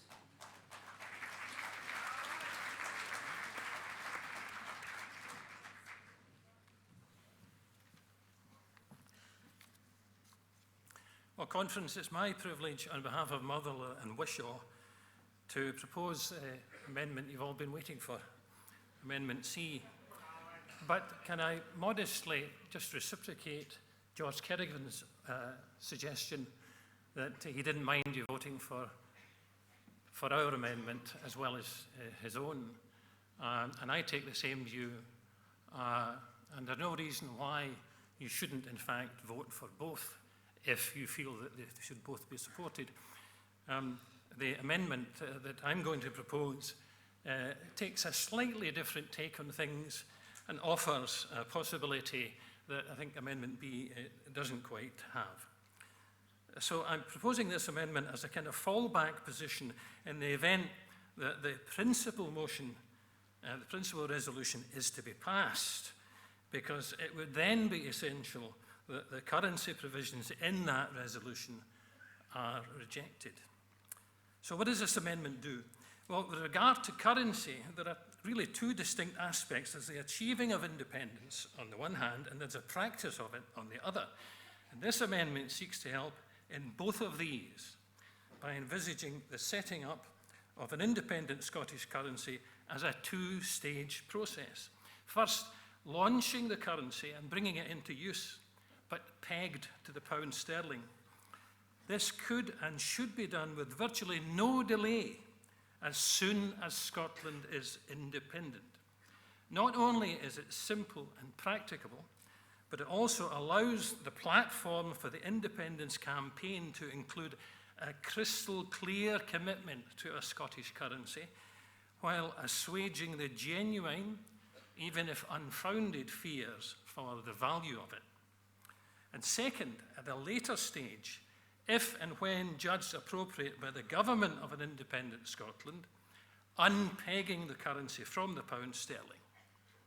So in this regard, the 6 tests are excessive and unwise, and the government should not be fettered by them in advance. Removing them from the platform would also simplify and strengthen the campaign. Now, if you read through the amendment and compare it with the original paragraphs of the resolution, you'll see how this is done, and there's nothing magical about it. During the time between a vote for independence and the date of independence, preparations are made to set up the required institutions, the central bank, the financial authority. And at independence, the new currency is launched. It might only be in electronic form, or it might also be with notes and coins. Its use could be compulsory only for certain purposes, say tax payments and benefits. The central bank keeps it pegged pound for pound to sterling, which, if people want to, can still be used for all other purposes. And as the days pass and people become more familiar with it, everyday use of currency changes from sterling to Scots. And that happens in a natural, non-threatening way. At any time appropriate, Scotland can unpeg its currency from sterling, since the currency is already in use and the financial institutions are up and running. Alan, that's your time. So just as a final thought, what we're really talking about is a platform for independence, and not really what happens after that should be down to the government. So please support this amendment. Thank you very much. Thank you, Alan. Can I call on Agnes McGowan to second that amendment? And if I can ask Timothy Rideout and Cameron Archibald to make their way to the platform as well.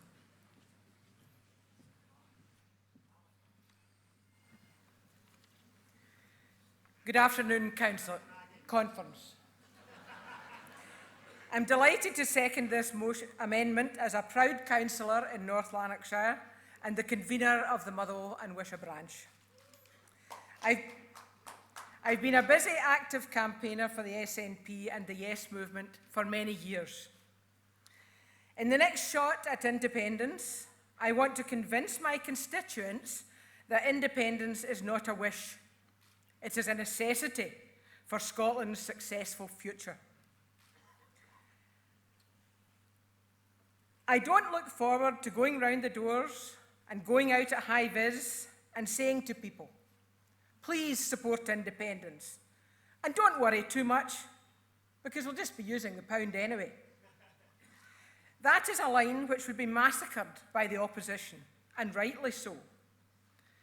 In spite of recent polls which suggests that it's what a large proportion of the people would choose, use of sterling would hamper the proper running of an independent Scotland by keeping some of the most important tools of government out of our hands, to such an extent that the 6 tests would never be met. This amendment seeks to cure a major defect in the resolution, and does it in a pretty straightforward way when you think about it. Setting up the central bank and other offices to launch a currency takes time. That time should be between the vote for independence and the actual date of independence, possibly around 2 years, say, so that the new currency can be created virtually on independence. We need to be ready to set off under our own steam. The government might enforce its use for some central purposes. It could, for instance, insist that taxes must be paid in pound Scots, and it could pay benefits in pound Scots. But to break with the past for many purposes need not be so great, because of the equal value with sterling. and because sterling could still be used for lots of everyday things, as far as people wanted to do so, and the day-to-day changeover to using the new Scots currency would happen naturally and gradually. But the Scots currency would already be there. It would be around, and its use would become more and more common.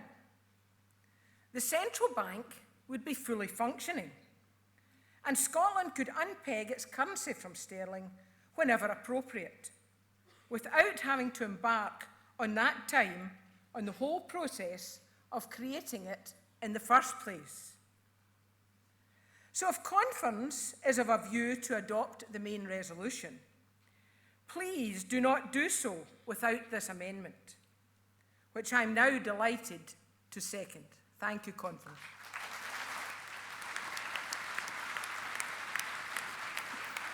Thank you, Agnes. If we can move now, Conference, to Amendment D, and I would ask Dr. Timothy Rideout to propose the amendment to be followed by Cameron Archibald. This debate is about Scotland's control of its economic policy. The fact is that if we use sterling, our monetary policy, so that's the interest rate, the exchange rate, the money supply and the inflation rate, will all be set in London. And our scope for fiscal policy, so what we tax and spend, will be limited. Worse, there will be no lender of last resort in Scotland and no viable insurance of bank deposits. Paying out the Scottish depositors of even a small bank like the Clydesdale would cost 30 billion in currency we do not have, which would be about half the revenues of the Scottish Government for a year. The result is clear. We would not have real independence, we would have risk, and EU rules mean that without your own currency you can't rejoin the EU. So let's discuss the tests. Test 1, deficit and debt. Well, as has already been said this afternoon, we don't have any debts as that's not allowed at the moment. And if we borrowed 12 billion a year for 15 years, we would just reach the average debt level of an EU member country. So where's the problem that this test addresses? Test 2, a credible central bank. The job of a central bank is to issue and manage a currency. If there is no currency, it's not a central bank, and it can't be credible. So this is a catch-22 test. Test 3, does it meet the needs of the people and business? The only difference is the picture on the banknote and a new name. Your wage is the same, the prices in the shops are the same, it's all voluntary anyway. So why would it not meet our needs? Reserves, test 4. Seriously? We're going to get rid of the JERS deficit, run a surplus to put savings into a reserves piggy bank, while austerity crashes the economy and the SNP is booted out of government. The test is also irrelevant, as the new currency will not be handed out for free. Every new note issued has to be bought with sterling handed in to the equivalent amount. The currency actually starts automatically with 100% reserves. That could be 50 billion. That's 5 times what Finland has, and it's actually more than the 55 billion US dollars that the Bank of England has. Test 5, does it fit our trade patterns? 50% of food and drink goes to the EU, 6% of whiskey goes to the UK. If you know what this test is about, send me an email. Test 6, have we decoupled from the UK business cycle? We certainly should ditch UK mismanagement, but we never will do that by using sterling and having our policies decided for us in London. The only way to decouple is to have your own currency. So to conclude, and slightly misquoting Macbeth, if 'twere done, then 'twere best done quickly. Please vote for Amendment D, a new currency as soon as practicable and as agreed by Parliament after Independence Day. Thank you, Timothy.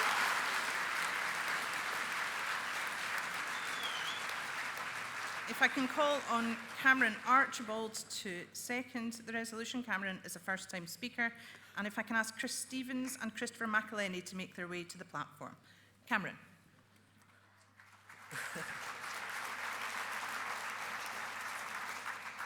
topic of currency has been a fiery but healthy debate within our party, and I think we can all agree that it is 1,000 miles ahead of the toxic infighting within the Labour and the Conservative parties over Brexit.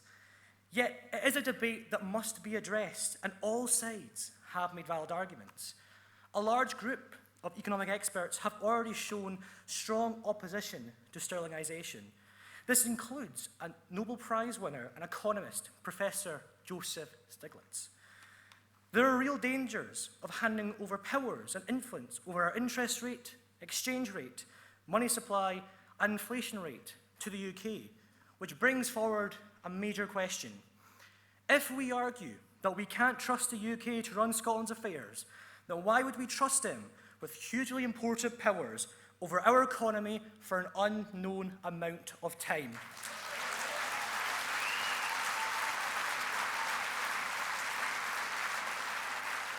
Sterlingisation is effectively the same argument we used in 2014 when George Osborne rejected a currency union. The uncertainty of when a new currency will be introduced is lumped on to the failed argument of 2014.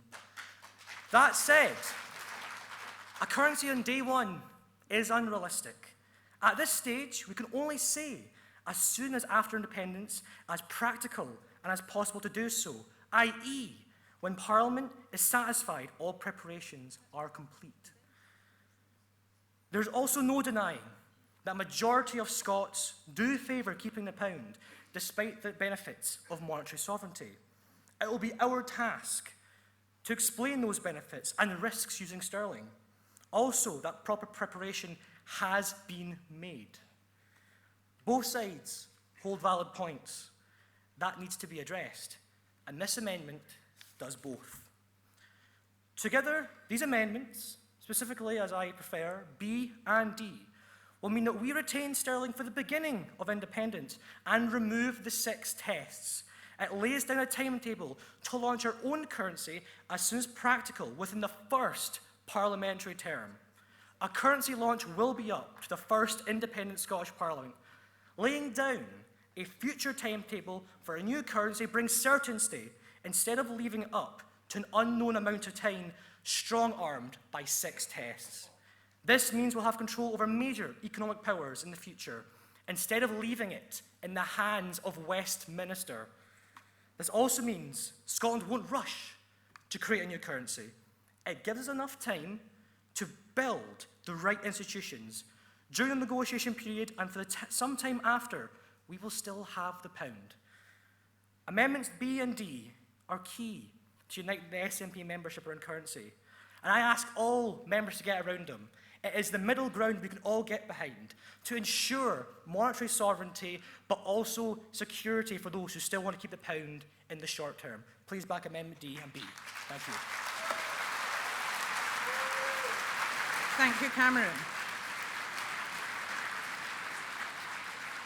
Delegates, if we can now move to the remit back, and I would ask Chris Stevens to come forward and move the remit back, to be followed by Christopher McElhenney to second. Chris Stevens, MP. Well, thank you, Kirsten. It's been an excellent debate so far. But what I'm proposing today is not some sort of wrecking device that I've picked up at Westminster from the Tories. I think there's a genuine question here as to whether members want more consultation and more debate. Has there been enough time? Because as the Growth Commission itself acknowledges in the report, there's not yet enough of a consensus in terms of the currency debate. Now, I think there is a difference of opinion at the moment within our movement on the merits of the Growth Commission. And there are aspects of the policy which require further examination. We've had national assemblies, which I think have been a huge success, and I want to see more of them. But the output has not been seen. A final report was promised, and it's not been produced. Today's amendments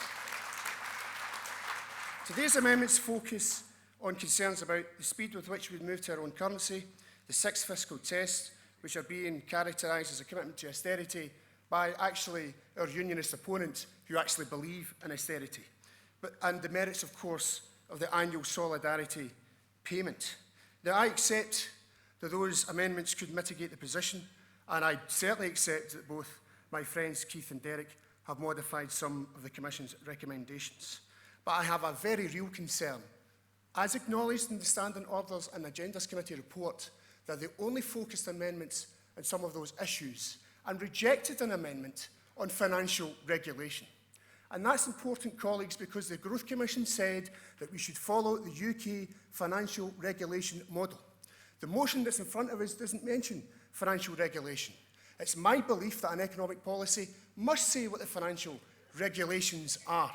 Because if we're going to follow the UK financial regulation model, a model which created the situation of Carillion, a model of financial regulation where there's not enough regulation. And who would it be, colleagues, the next Prime Minister who'd be in charge of those UK financial regulations? Will it be Boris Johnson or Jacob Rees-Mogg, Mark Francois? The only thing worse than that politically would be if Ross Thompson was the next Scottish First Minister. And we really need to discuss the financial regulation issue, and I don't understand why the Standing Orders and Agendas Committee rejected that. We need to continue this debate further, colleagues and friends, because the UK financial regulation model is a toothless model. And I want to see an economic policy not based on tests, but the first consideration based on the social needs of the people of Scotland. Colleagues and friends, we're going to have a Citizens' Assembly. The Citizens' Assembly may wish to discuss currency. What if it comes up with a different model than what we are discussing today? Colleagues, I think it's been a good debate, but I think the debate needs to continue. And I'm asking you to support fine-tuning the policy so we can come back on a future occasion and adopt an economic policy and a currency debate by acclaim. Thank you very much indeed. Thank you, Chris. I can call on Christopher McElhenney to second the remit back, and I can ask Chris Hanlon to be ready to come to the podium. Christopher. Thank you, Chair. Good afternoon, friends. Can I thank the business convener for selecting me to speak today. Friends, debate is a good thing. In fact, as you'll be aware, the pro-UK parties in Scotland are so devoid of any debate on what's best for Scotland's future, they spent the past week talking about our party conference. So to Richard and Ruth and Willie, if you are watching, please enjoy what a real political party debate looks like, which gets Scotland's best interest at heart.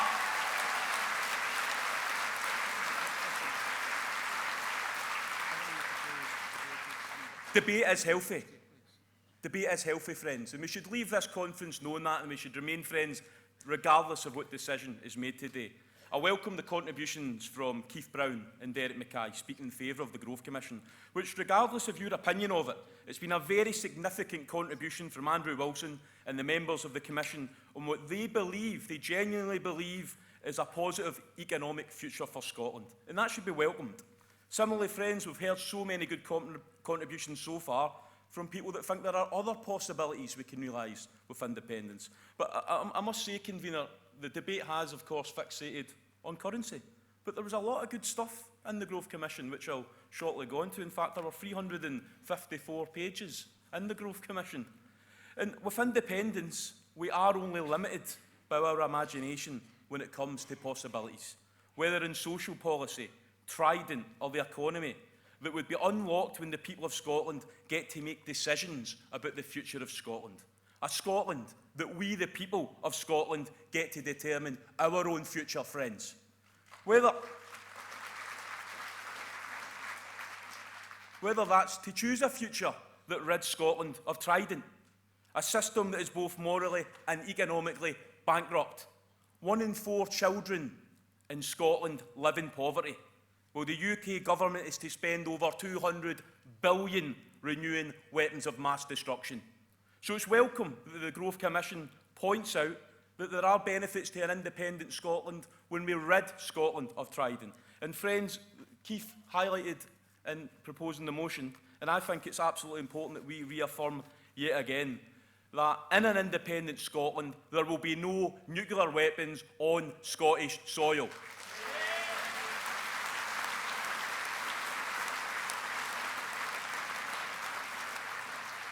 In an independent Scotland, we will remove weapons of mass destruction as speedily and safely as possible. And of course, it's in that context I think we do need wider discussion on the proposed solidarity payment. I will not accept, I don't believe this conference will accept, and I certainly don't think the people of Scotland will accept, handing over billions of pounds each year to a right-wing Prime Minister who could well be Boris Johnson to spend on the next generation of weapons of mass destruction if that's what he decides to spend the money of the people of Scotland on. And of course, the Growth Commission rightly highlighted that we are a party that is pro-immigration. We want and we welcome more people to come and live in Scotland. And with independence, we'll have the opportunity to determine our own future with the European Union. And that was an important context that the report was actually written in. And I think, friends, the UK at the moment, it's a politics that we reject in Scotland, and we must stand up to it. And I think it's absolutely important, conference, that we say again today to the 200,000 people that have came to live in Scotland from across the EU and call Scotland their home, that we will absolutely stand with them and we will always stand for their right to remain in Scotland. That's your time, Chris. Just about to wind up, Chair, thank you. An independent Scotland, I'll just shortly wind up, thanks, with a government we elect to serve us, the people of Scotland. Any debate that lets us promote that vision of a fairer, independent Scotland is a good thing. Friends, there will be a referendum on Scottish independence. That's your time. And the final point, Chair, apologies. And this is the whole point of the remit back, Chair. When the sovereign people of Scotland vote in that referendum, for many it's important to have a clear prospectus for voters and what that decision is based on. And I think we need to be open and honest. And tomorrow, we're going to approve a new policy that creates citizens' assemblies. Should it be we, the people of Scotland, should it be this party's conference that determines what economic future for Scotland? That is your or should time. it be the people of Scotland? Please support the remit back. Thank you, Chris. If I can call now on Chris Hanlon to move the direct negative, but if I could again remind conference that if you don't keep to time, then we can call fewer of you to speak. So it is in everyone's interest if you keep to time. And it means I don't have to use the magic red button which switches you off. So, Chris. All right. So my purpose here in proposing the direct negatives is to remind you of Article 20.1 of our Constitution and to set your minds at ease. It is important that we reframe this debate. Try that again.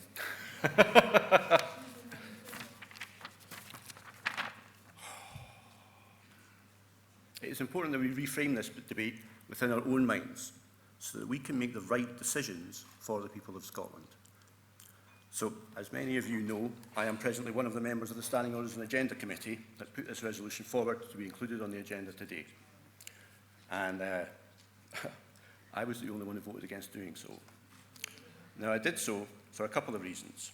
It's really long and quite confusing for a start, but more importantly, it does something that I think is helpful for having a free, fair and frank debate on its merits.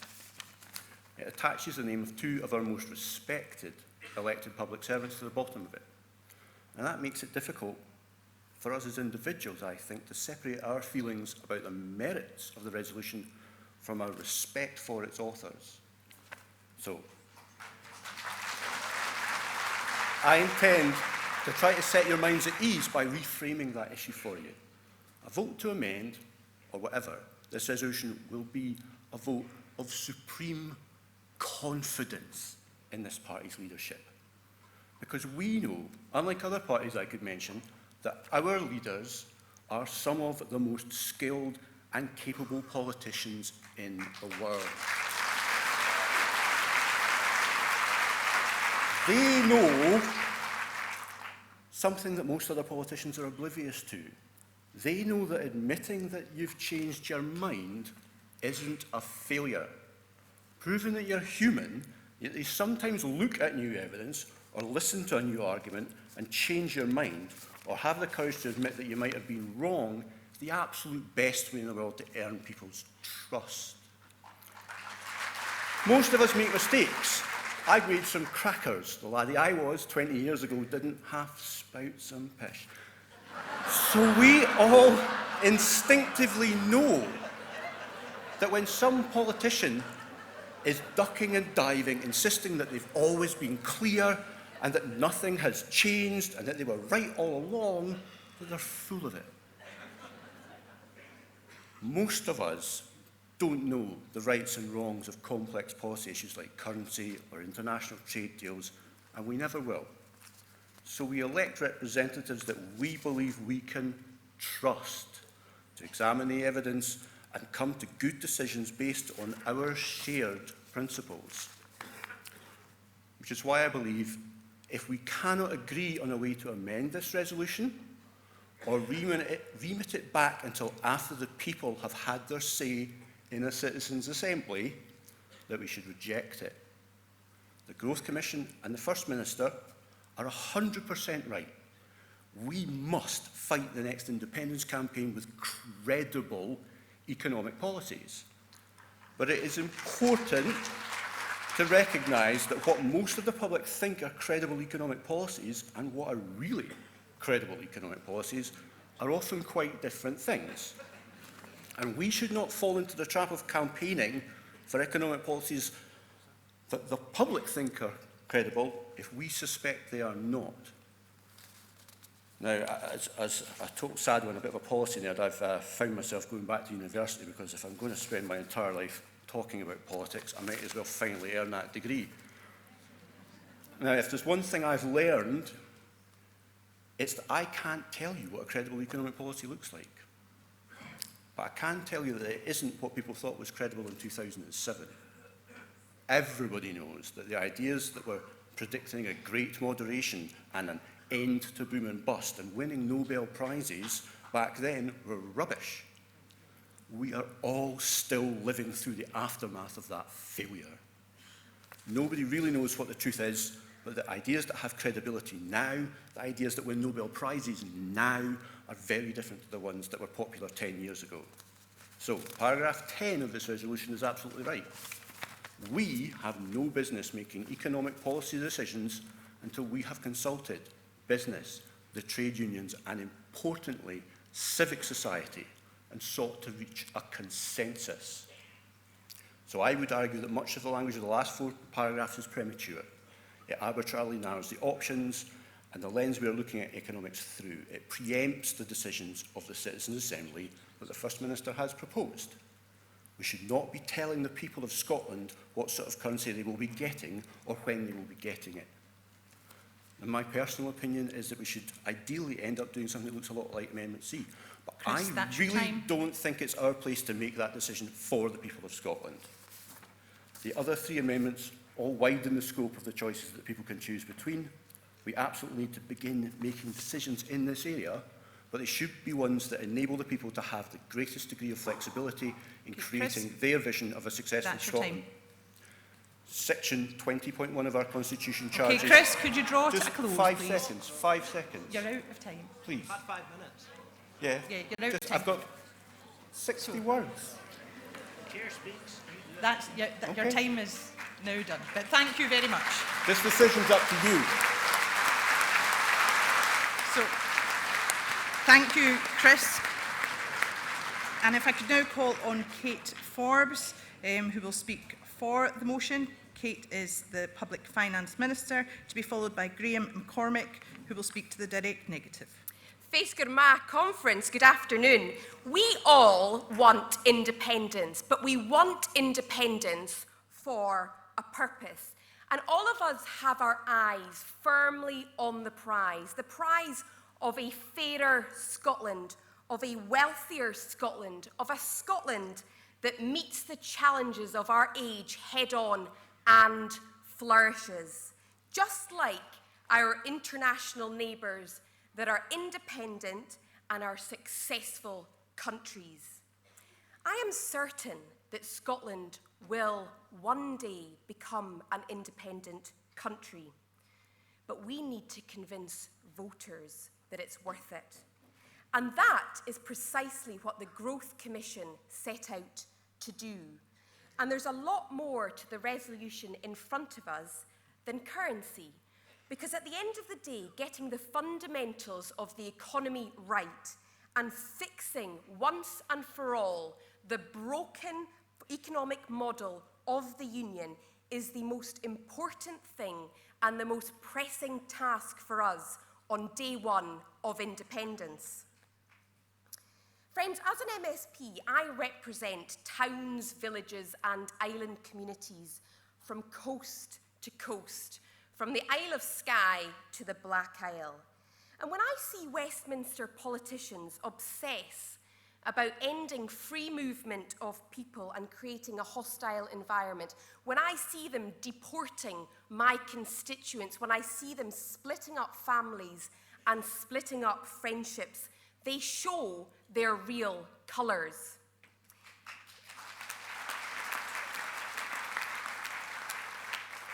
Because in my Highland constituency, the problem is not immigration. The problem is emigration, usually for lack of economic opportunity. And we desperately need the power to grow our population, to attract people to work in our schools and hospitals, to open businesses and to put down roots. And the Growth Commission put population growth right at the heart of our proposals. But here's the thing, we need independence to be able to deliver that. If population growth is part of the answer, so also is participation, ensuring that nobody is left behind. And that means tackling poverty, it means reducing inequality, and it means ensuring that growth lifts up all regions of Scotland. Productivity is the third piece of the jigsaw in this resolution. And so, Conference, I have one question for all of us today. Do we want to talk about change, or do we actually want to deliver change?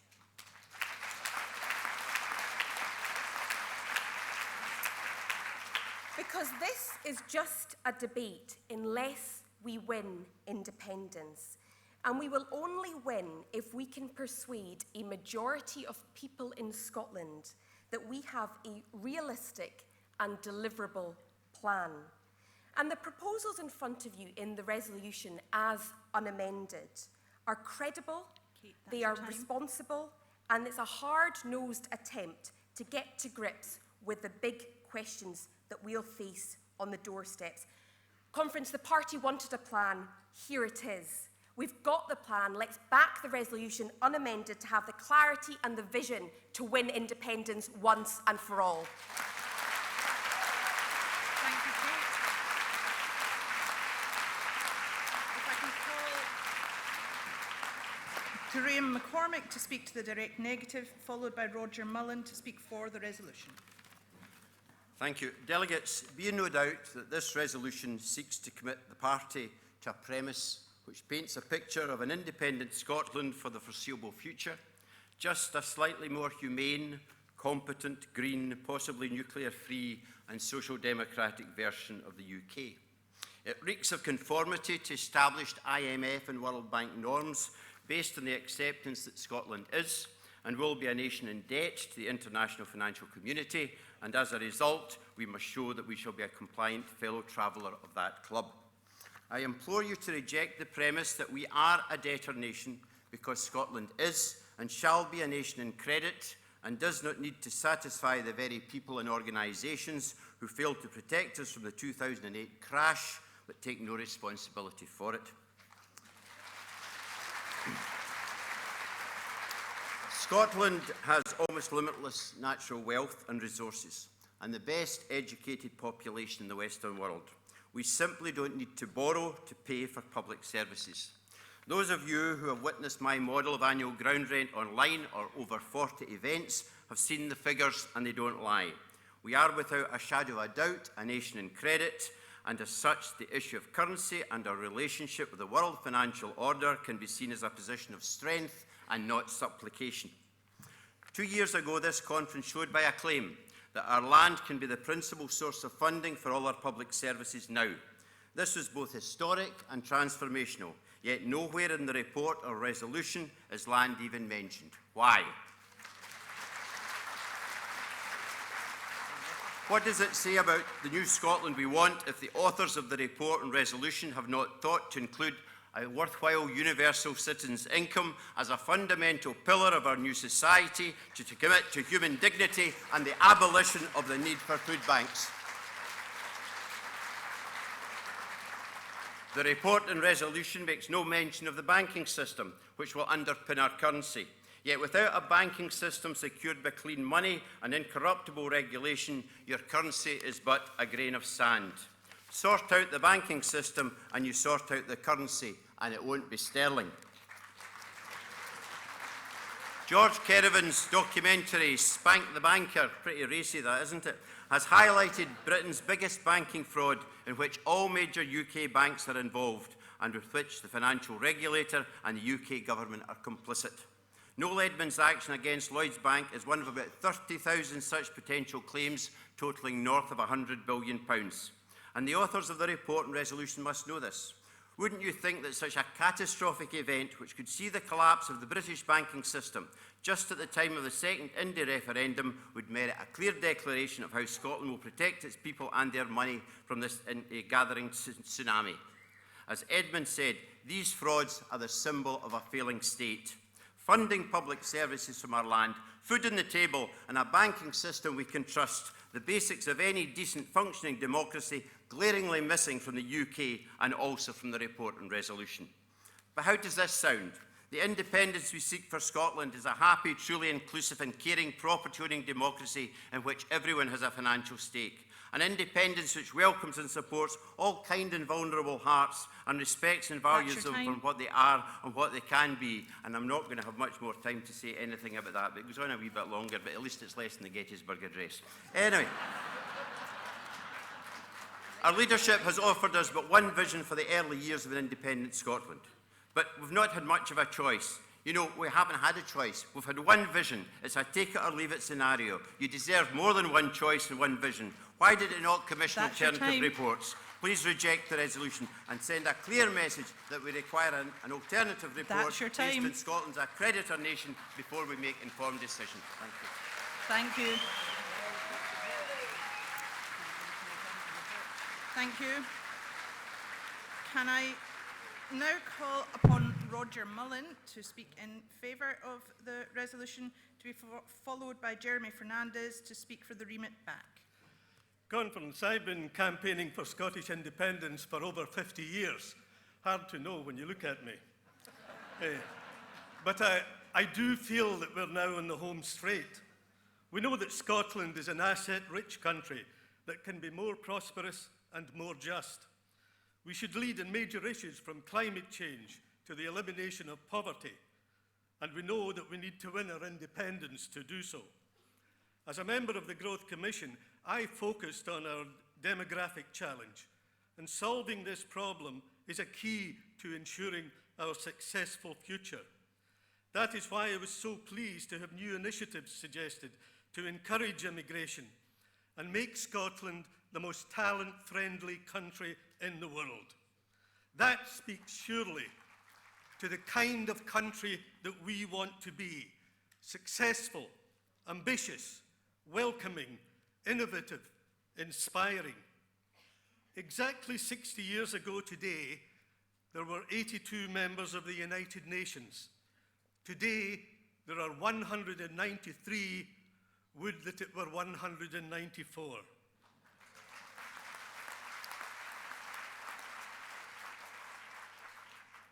Of the 111 new members, according to my own research, none of them won their independence by obsessing about the question of currency.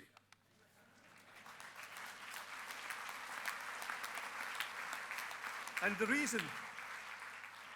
reason is very easy to discern. Whatever choice we make about currency, it won't solve the major issues we face. It won't address how to reform our economy to save the planet from climate change. It won't address the extremes of inequalities of income and wealth that concern so many. And it won't provide the growth we need to pay for our health and education services. And sustainable economic growth doesn't come from just printing money. There are many types of currency arrangements that are possible. We often hear people talk of Norway or Sweden or Denmark or Finland. Each of these have quite different currency arrangements, each forged in the aftermath of their independence. Currency is not the biggest economic challenge that we face. That's why most of the Growth Commission work, from talent acquisition to addressing the needs for creative investment, has been so critical. And that's why there are 50 recommendations, not just one.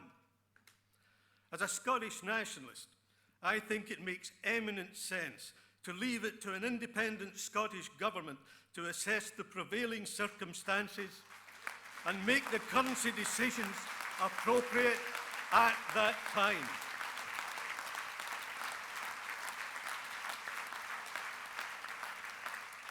We need to get on.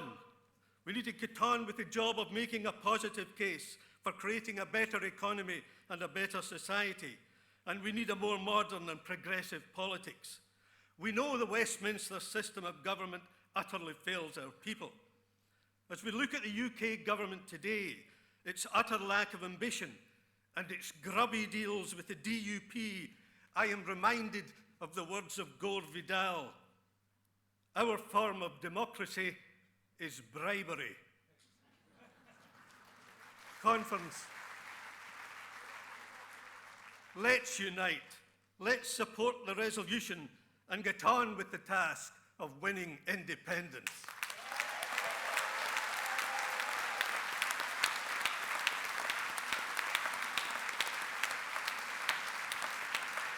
Thank you, Roger. And if we can now have Jeremy Fernandez to speak for the remit back. And Jeremy is a first-time speaker. I am. Thank you. Conference. Since the beginning of the Brexit process, the European Union's support towards Scotland has been undeniable. Foreign leaders have said that after we vote for independence, Scotland will join the EU without delay and without conditions. In return, the SNP's commitment to Europe has been clear. Time and time again, we have said an independent Scotland will take its rightful place in the concert of Europe. We will be a full member of the European Union, a trusted partner, and a loyal friend. This resolution and its amendments do not live up to this promise. Scotland should accept the rights, but also the duties that go with the membership of the European Union. One of these duties is to adopt the common currency.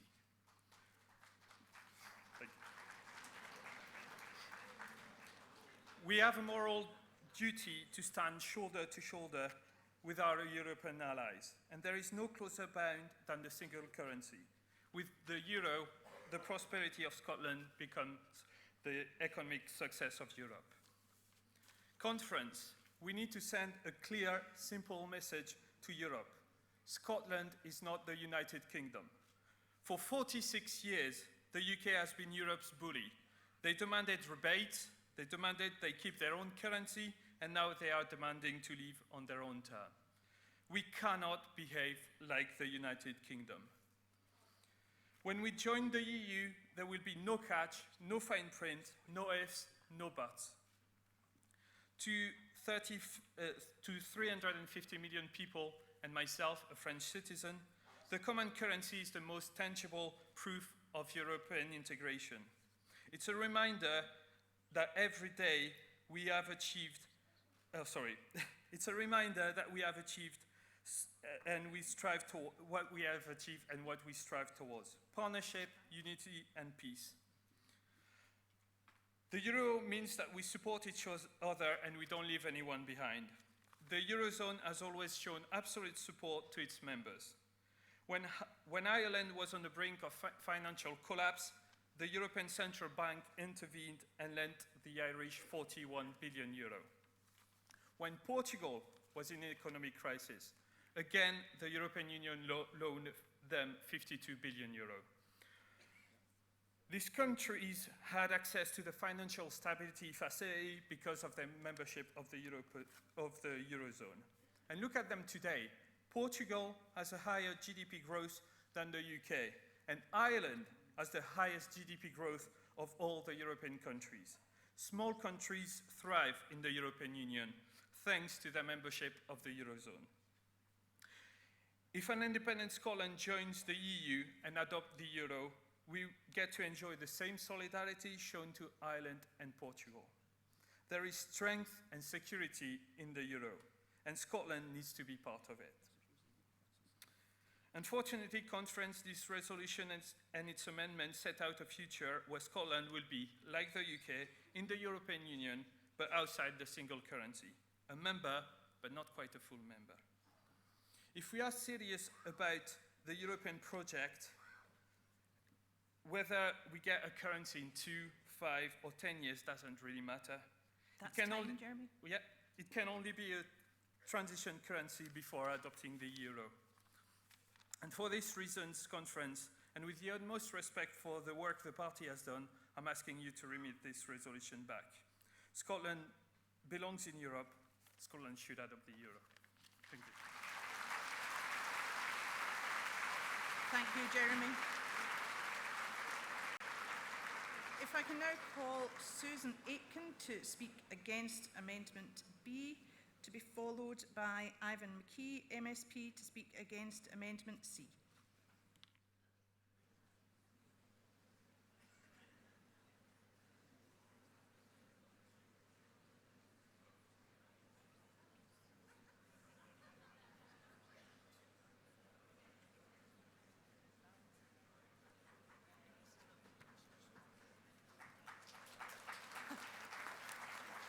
Made it. Conference, since last year, the SNP city government in Glasgow has been running a very successful holiday hunger programme. We are investing to work with community groups to run activities, fun activities during the holidays for kids, thousands of kids right across the city, to make sure that they not only have a great time, as kids should do during their school holidays, but that they also get at least one decent, nutritious meal every single day. It's been an enormous success. The work of those community groups has been inspirational and even joyful. But, Conference, it breaks my heart that we have to do it at all, that we have families in our city living in such crisis that they don't know whether they're going to be able to feed their kids, to put food on the table during the school holidays when school meals aren't available. Conference, those people in Glasgow and across Scotland who are living in crisis because of deliberate policy decisions by successive Westminster governments, those people need independence. They need us to deliver independence more than anyone else.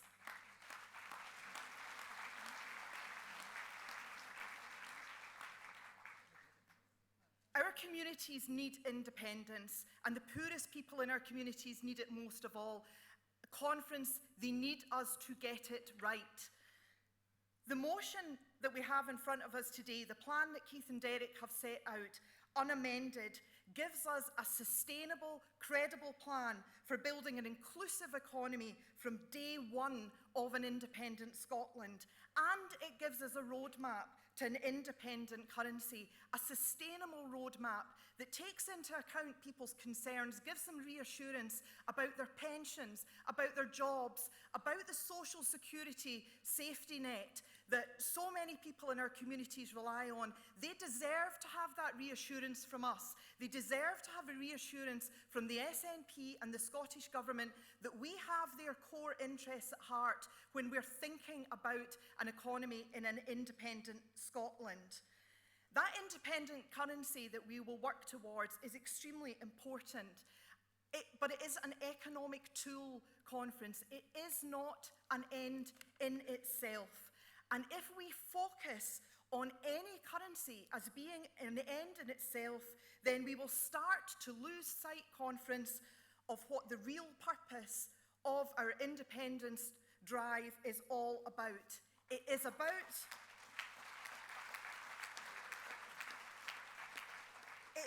transforming the lives of the people and communities who are held back and held down by the unionist parties, who have been left behind by the UK. who have been left behind by the Union, who, even as the Scottish Government, as the SNP for 12 years now in government nationally, as SNP administrations and councils across Scotland implement progressive social programmes, progressive policies to lift our people up, to give them better lives, better life chances. Even as we do that, Westminster always tries to pull them back down, always leaves us in the position when we're fighting poverty of running to stand still when actually we want to break the speed of sound. That is what independence is about, conference. It will allow us, when we are fighting poverty and putting together an inclusive economic policy to do that, to break the speed of sound for the first time out of the Union and in independence, to genuinely transform the lives of the people who need it most in our communities. The unamended motion that we have in front of us, conference, makes our mission absolutely clear. Independence for our country, an inclusive economy with citizen well-being at its heart, transformed life chances and life outcomes for the poorest people in our communities, the people who have suffered most at the hands of the Unionist parties and suffered most at the hands of Westminster. And conference, independence, our mission, no more hungry wains in Scotland.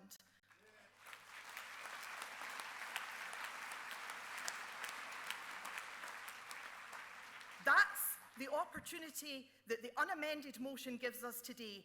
That's the plan, that's the roadmap, that's the mission. Please back the motion unamended, conference. Thank you, Susan. Conference, we could be here all night hearing from people who want to speak, which is great, but I'm conscious of the time. We could squeeze in another couple of speakers. Would delegates wish to do that before we move to the vote? Before we move to the summing up, I beg your pardon. Okay, those who would like to hear from another couple of speakers, could you raise your cards, please? And those who would prefer not, could you raise your cards, please? Okay, I think that's quite clear. And I think in that case, we will conclude and move to the summing up.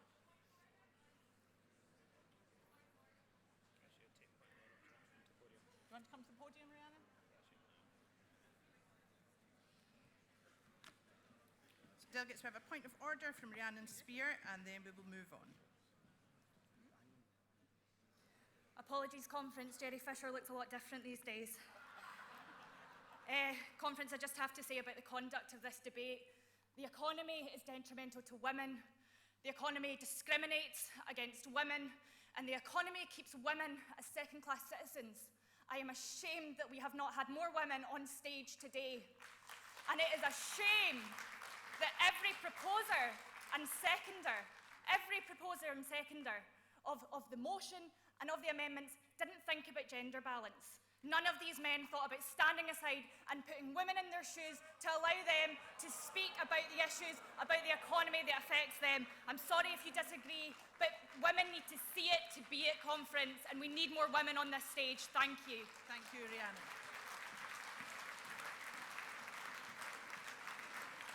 So, delegates, we note the point that Rhiannon has made, and thank everyone who's contributed so far. And we will now move on to the summing up of the debate. So if I can first look at the summing up for Amendment A. Randall Foggy, do you wish to sum up for Amendment A? Thank you, Randall. And if we can have George Kerrivan to follow, and if delegates could remember, there's a time limit of 2 minutes for summing up. Basically, we don't want to be like the Labour Party. We don't want to pass resolutions that we cannot fulfill. If we leave Section 18 unamended, we are obliging our negotiators to do certain things for a certain purpose. We need to amend it so that it is limited and we do not specify red lines. Thank you. Amendment A, please. Thank you, Randall. If I can ask George Kerrivan if he would like to sum up Amendment B, and ask Alan Crockett if he can make his way to the stage, please.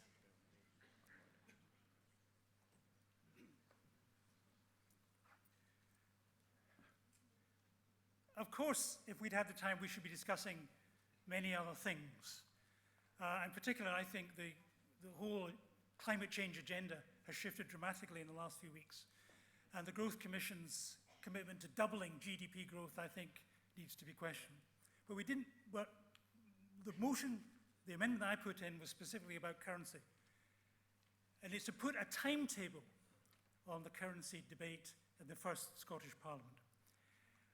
I don't think the divide is between people who want to rush ahead without consultation, without proper empathy with the electorate, and those who want a more pragmatic approach. I think we do have an uphill job explaining to the electorate the issue of currency. But currency is a synonym for economics, economic policy, economic power. To do all the things that people want to do, to remove the food banks, to look after our old, to fund the NHS properly, we need to command the economic levers. The primary economic lever is your currency and your banking system. All we are arguing is that unless you put those levers in place, you cannot do all the other things. It's a simple proposition. It's not a rush to judgment. It's to say that power is about controlling the economy, and controlling the economy is controlling the money. 2008, we had a huge global banking crisis. This is not an abstract problem. We have to control the currency. There's a word in front of me that no one has mentioned, hope.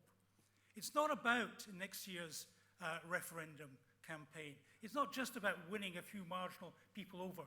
It's about getting all those people who rarely voted, perhaps never voted, but who came out in 2013 and said, give us hope. We have to keep that hope alive. You keep that hope alive by controlling the economy. If you don't control the economy, you have no independence whatsoever. Thank you, George. Can I call on Alan Crockett to sum up for Amendment C, if he's so minded, and ask Timothy Rideout to be ready to come to the platform? I'll be very brief, Conference. I endorse a lot of what George Kerrivan has just said.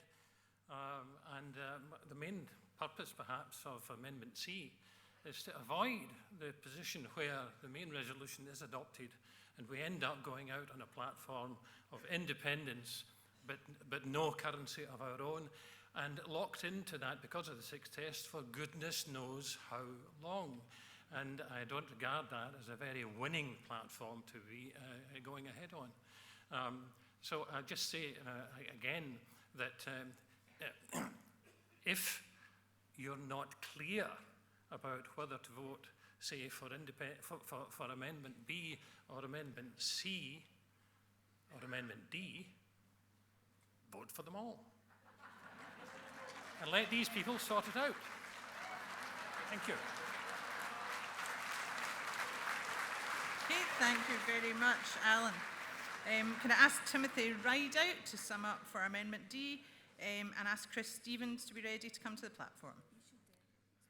How many of those 111 new members of the United Nations in the last 60 years use somebody else's currency with no control over that currency? I'll leave that hanging. Our own currency, I would agree, does not guarantee economic success.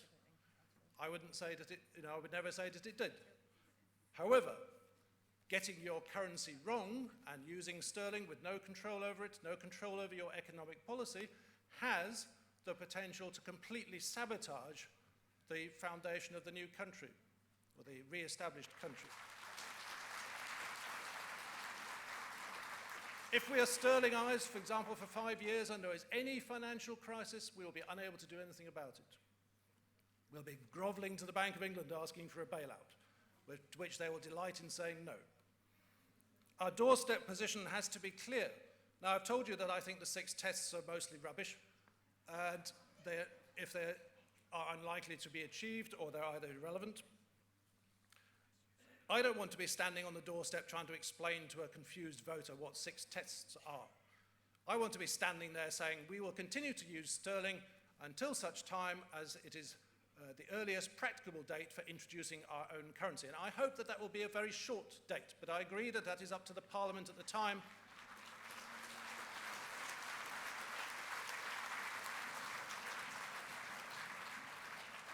And that is really very clear. It cannot be attacked by unionists. We're going to use sterling, and as soon as we possibly can, we will introduce our own currency. No argument, no ifs, no buts, no means of attack. What as soon as practicable actually means will be determined by Parliament and our MPs and so on in 5 years' time or whenever it is. So I would urge you to vote for Amendment D and set a clear policy that we can explain on the doorstep and win the referendum.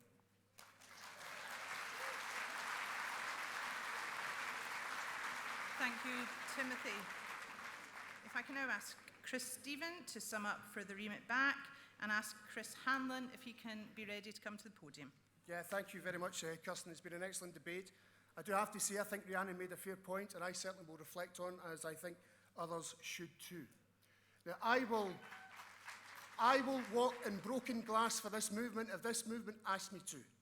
And whatever this conference decides today, then I will accept that decision, and I'll go on the doorsteps and argue for it. But conference, you need to ask yourselves 4 questions. Do you think we should consult more on this issue? If the answer is yes, please support the remit back. If you think there should be more time to build consensus, and the answer to that is yes, please support the remit back. If you think we should be debating and come to a decision on which financial regulatory model we need in an independent Scotland, and you think the answer to that is yes, please vote for the remit back. And if you believe social needs should come before financial tests, then please support the remit back. Thank you. Thank you, Chris. And if I can ask Chris Hanlon to sum up for the direct negative, to be followed by Keith Brown summing up for the resolution. So I agree entirely with what Susan Aiken just said there. This is not some academic exercise. This is important, really important for some of the most vulnerable people in our country. And the Growth Commission is absolutely right. We need to have a credible economic policy to sell. Because, you know, when it comes right down to it, our opponents, they are going to attack us, and they're not going to stick to the truth. They are going to lie. They're going to say whatever they like on 10-foot high letters on the side of a double-decker bus. So our policy has to be as close to right as we can possibly manage. And I also agree with the Growth Commission that, yeah, there's, you know, 20% of people that with their heart wanted to vote yes, but their heads said no. They were worried about the economics of this. And you know, they want an economic policy that's as close to the status quo as they can manage. And that's actually not a bad plan. Here's the thing. Currency we currently have, it's a free-floating fiat currency, independently administered by a central bank that is ultimately answerable to government. Now, the Growth Commission's proposals and the proposals that are embedded in this resolution for sterlingisation with the 6 tests as a gatekeeper are none of the above. They're not the status quo, and that is going to become very quickly apparent in the heat of a referendum campaign. You know, in November 2013, we proposed very sensible policies of a currency union, and it was well received. And we didn't get any attacks on that for 5 months. And it's true. You know, never interrupt your enemy when they're making a mistake.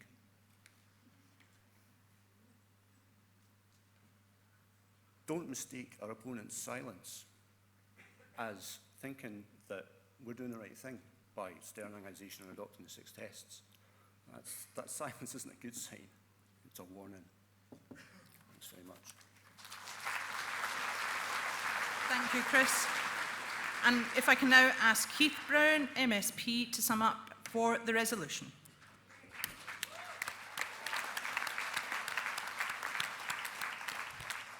Conference, as I predicted at the start, this has been, I think, a great debate. It reminds me that some of our friends in the media have likened this debate, or what it was likely to be, to the NATO debate that we had.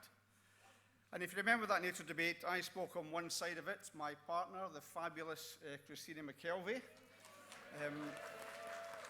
spoke on the other side. We walked out after the debate at the conference to the bar, and a journalist asked us right away and said, "Is that you two finished, given the debate?" So Christina's response was to give me a big kiss and went off to the bar and had a drink.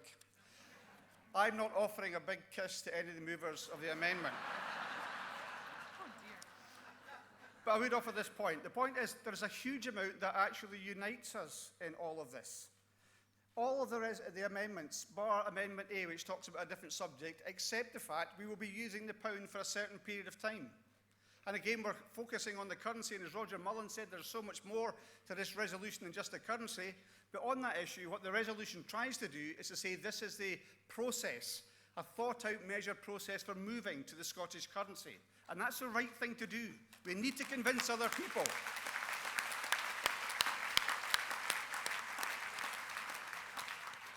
Conferences, a huge amount of effort went into this from quite a number of people over a long period of time. One or two people have said, let's have more time. Let's commission more reports. Let's remit this back and think again. Conference, we are in the teeth, whether we believe it or not, of an independence referendum campaign right now.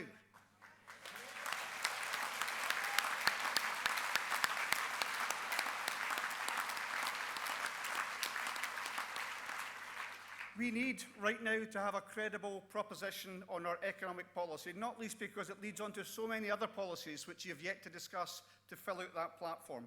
This is not an academic process. Somebody said earlier on, conferences make these decisions and that's the end of them. People are watching this. You can see the media that's here today. As somebody else said, better together two will be sharpening their knives. Of course we know that. It doesn't matter what we do today, they're going to be attacking us. What's important is not better together too, not necessarily making ourselves feel even better or more committed to independence because we are committed to independence. It's bringing across the people that we need to actually deliver that independence. That's why we have to accept this resolution. Please support the resolution unamended. Thank you, Keith.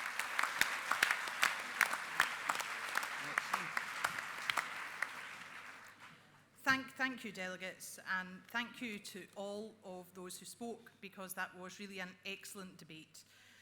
We'll now move on to the voting in the debate, and we will begin with Amendment A. Can I ask all those in favour of Amendment A to raise their cards? Okay, cards down. All those against Amendment A to raise their cards? Cards down. Amendment A falls substantially. Thank you, delegates.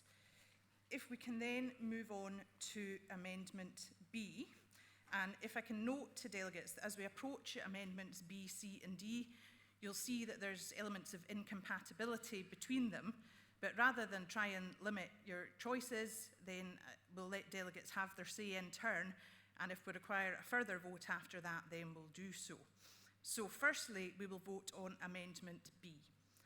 So delegates, all those who are in favour of Amendment B, can you please raise your cards? Thank you. Cards down. All those against Amendment B, please raise your cards. Thank you. Cards down. Amendment B falls substantially. So thank you, delegates. We will now move on to Amendment C.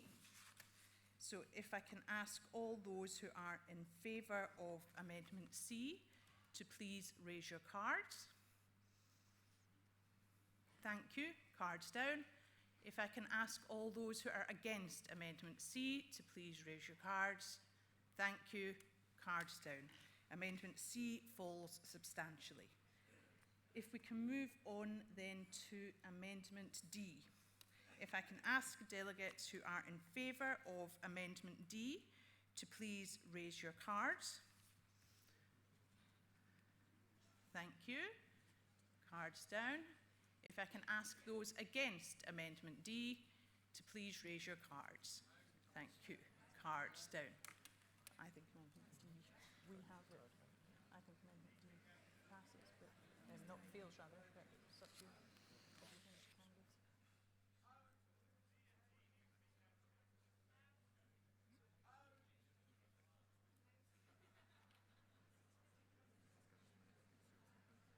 Thank you, Delegates. I think we'll go to a count in that situation, so if you can give us a minute to get stewards in place, and we'll be right with you.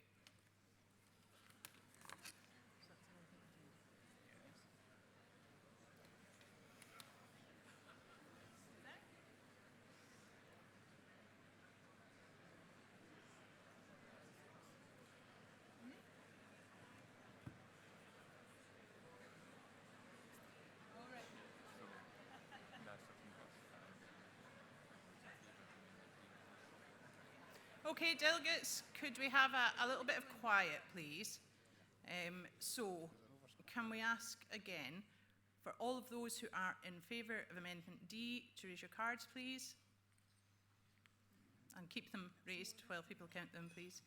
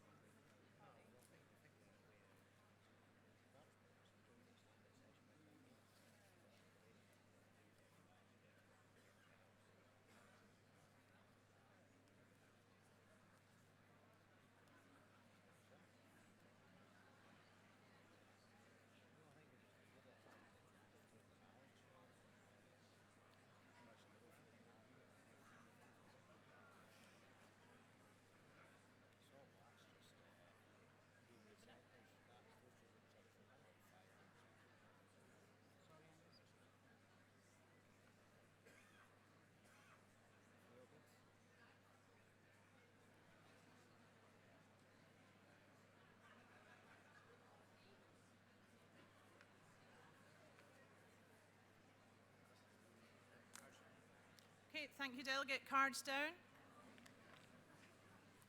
And if I can ask all those who are against Amendment D to please raise your cards and keep them raised, please. This is good for your arms.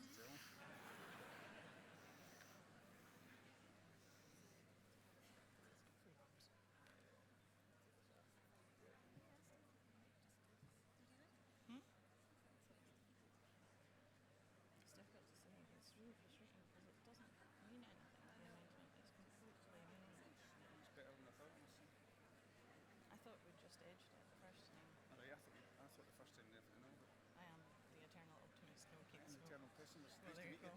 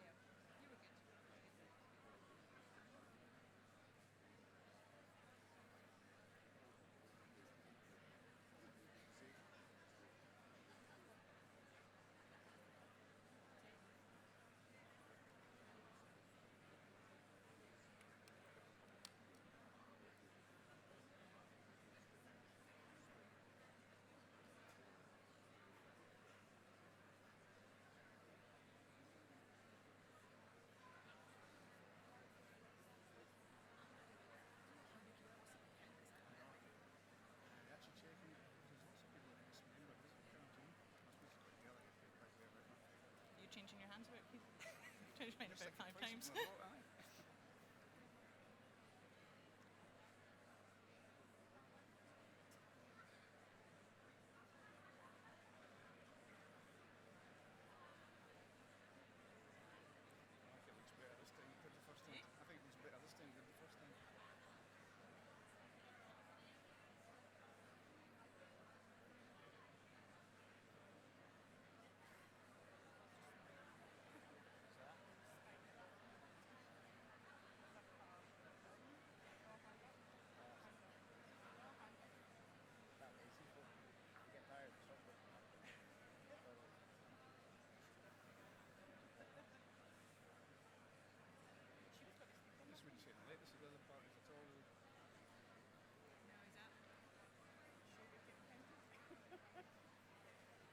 One really muscly arm. Thank you, Delegate. Cards down, and if you could bear with us briefly, that would be appreciated.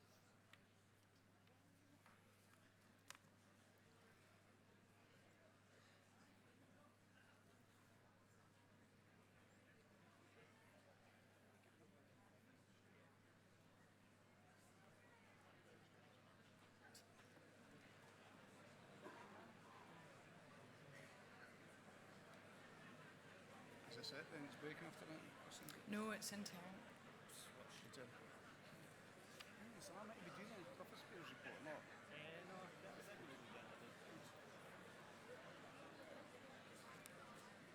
There's no cards in the question, so we try. Amendment is not that bad,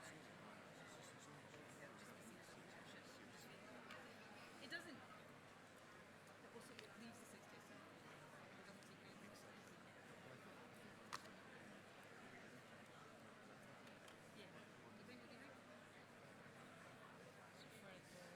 Office bearers reports. Yeah. We can talk about this in the plastics, but basically each one at a time.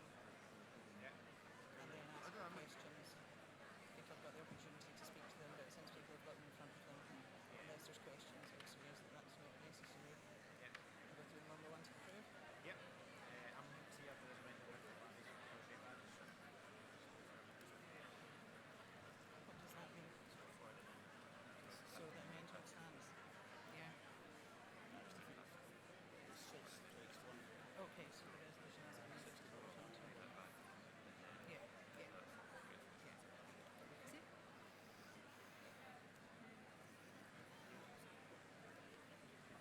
Okay, thank you, delegates. Thank you for your patience. So we have counted, and the amendment D passes. So thank you, delegates.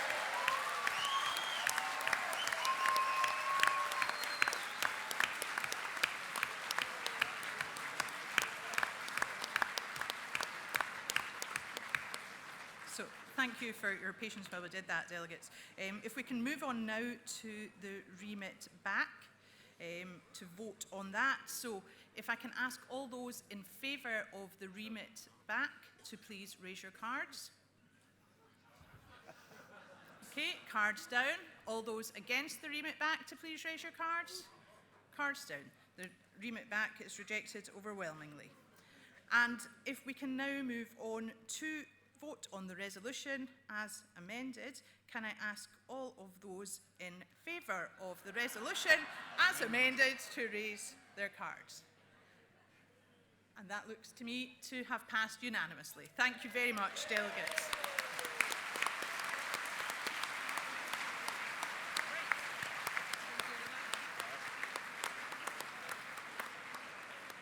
So, delegates, we're now moving into internal session. Can I ask all those that are leaving the hall to do so as quickly and quietly as possible? And at this point, can I ask all non-SNP members to please exit the hall? Thank you.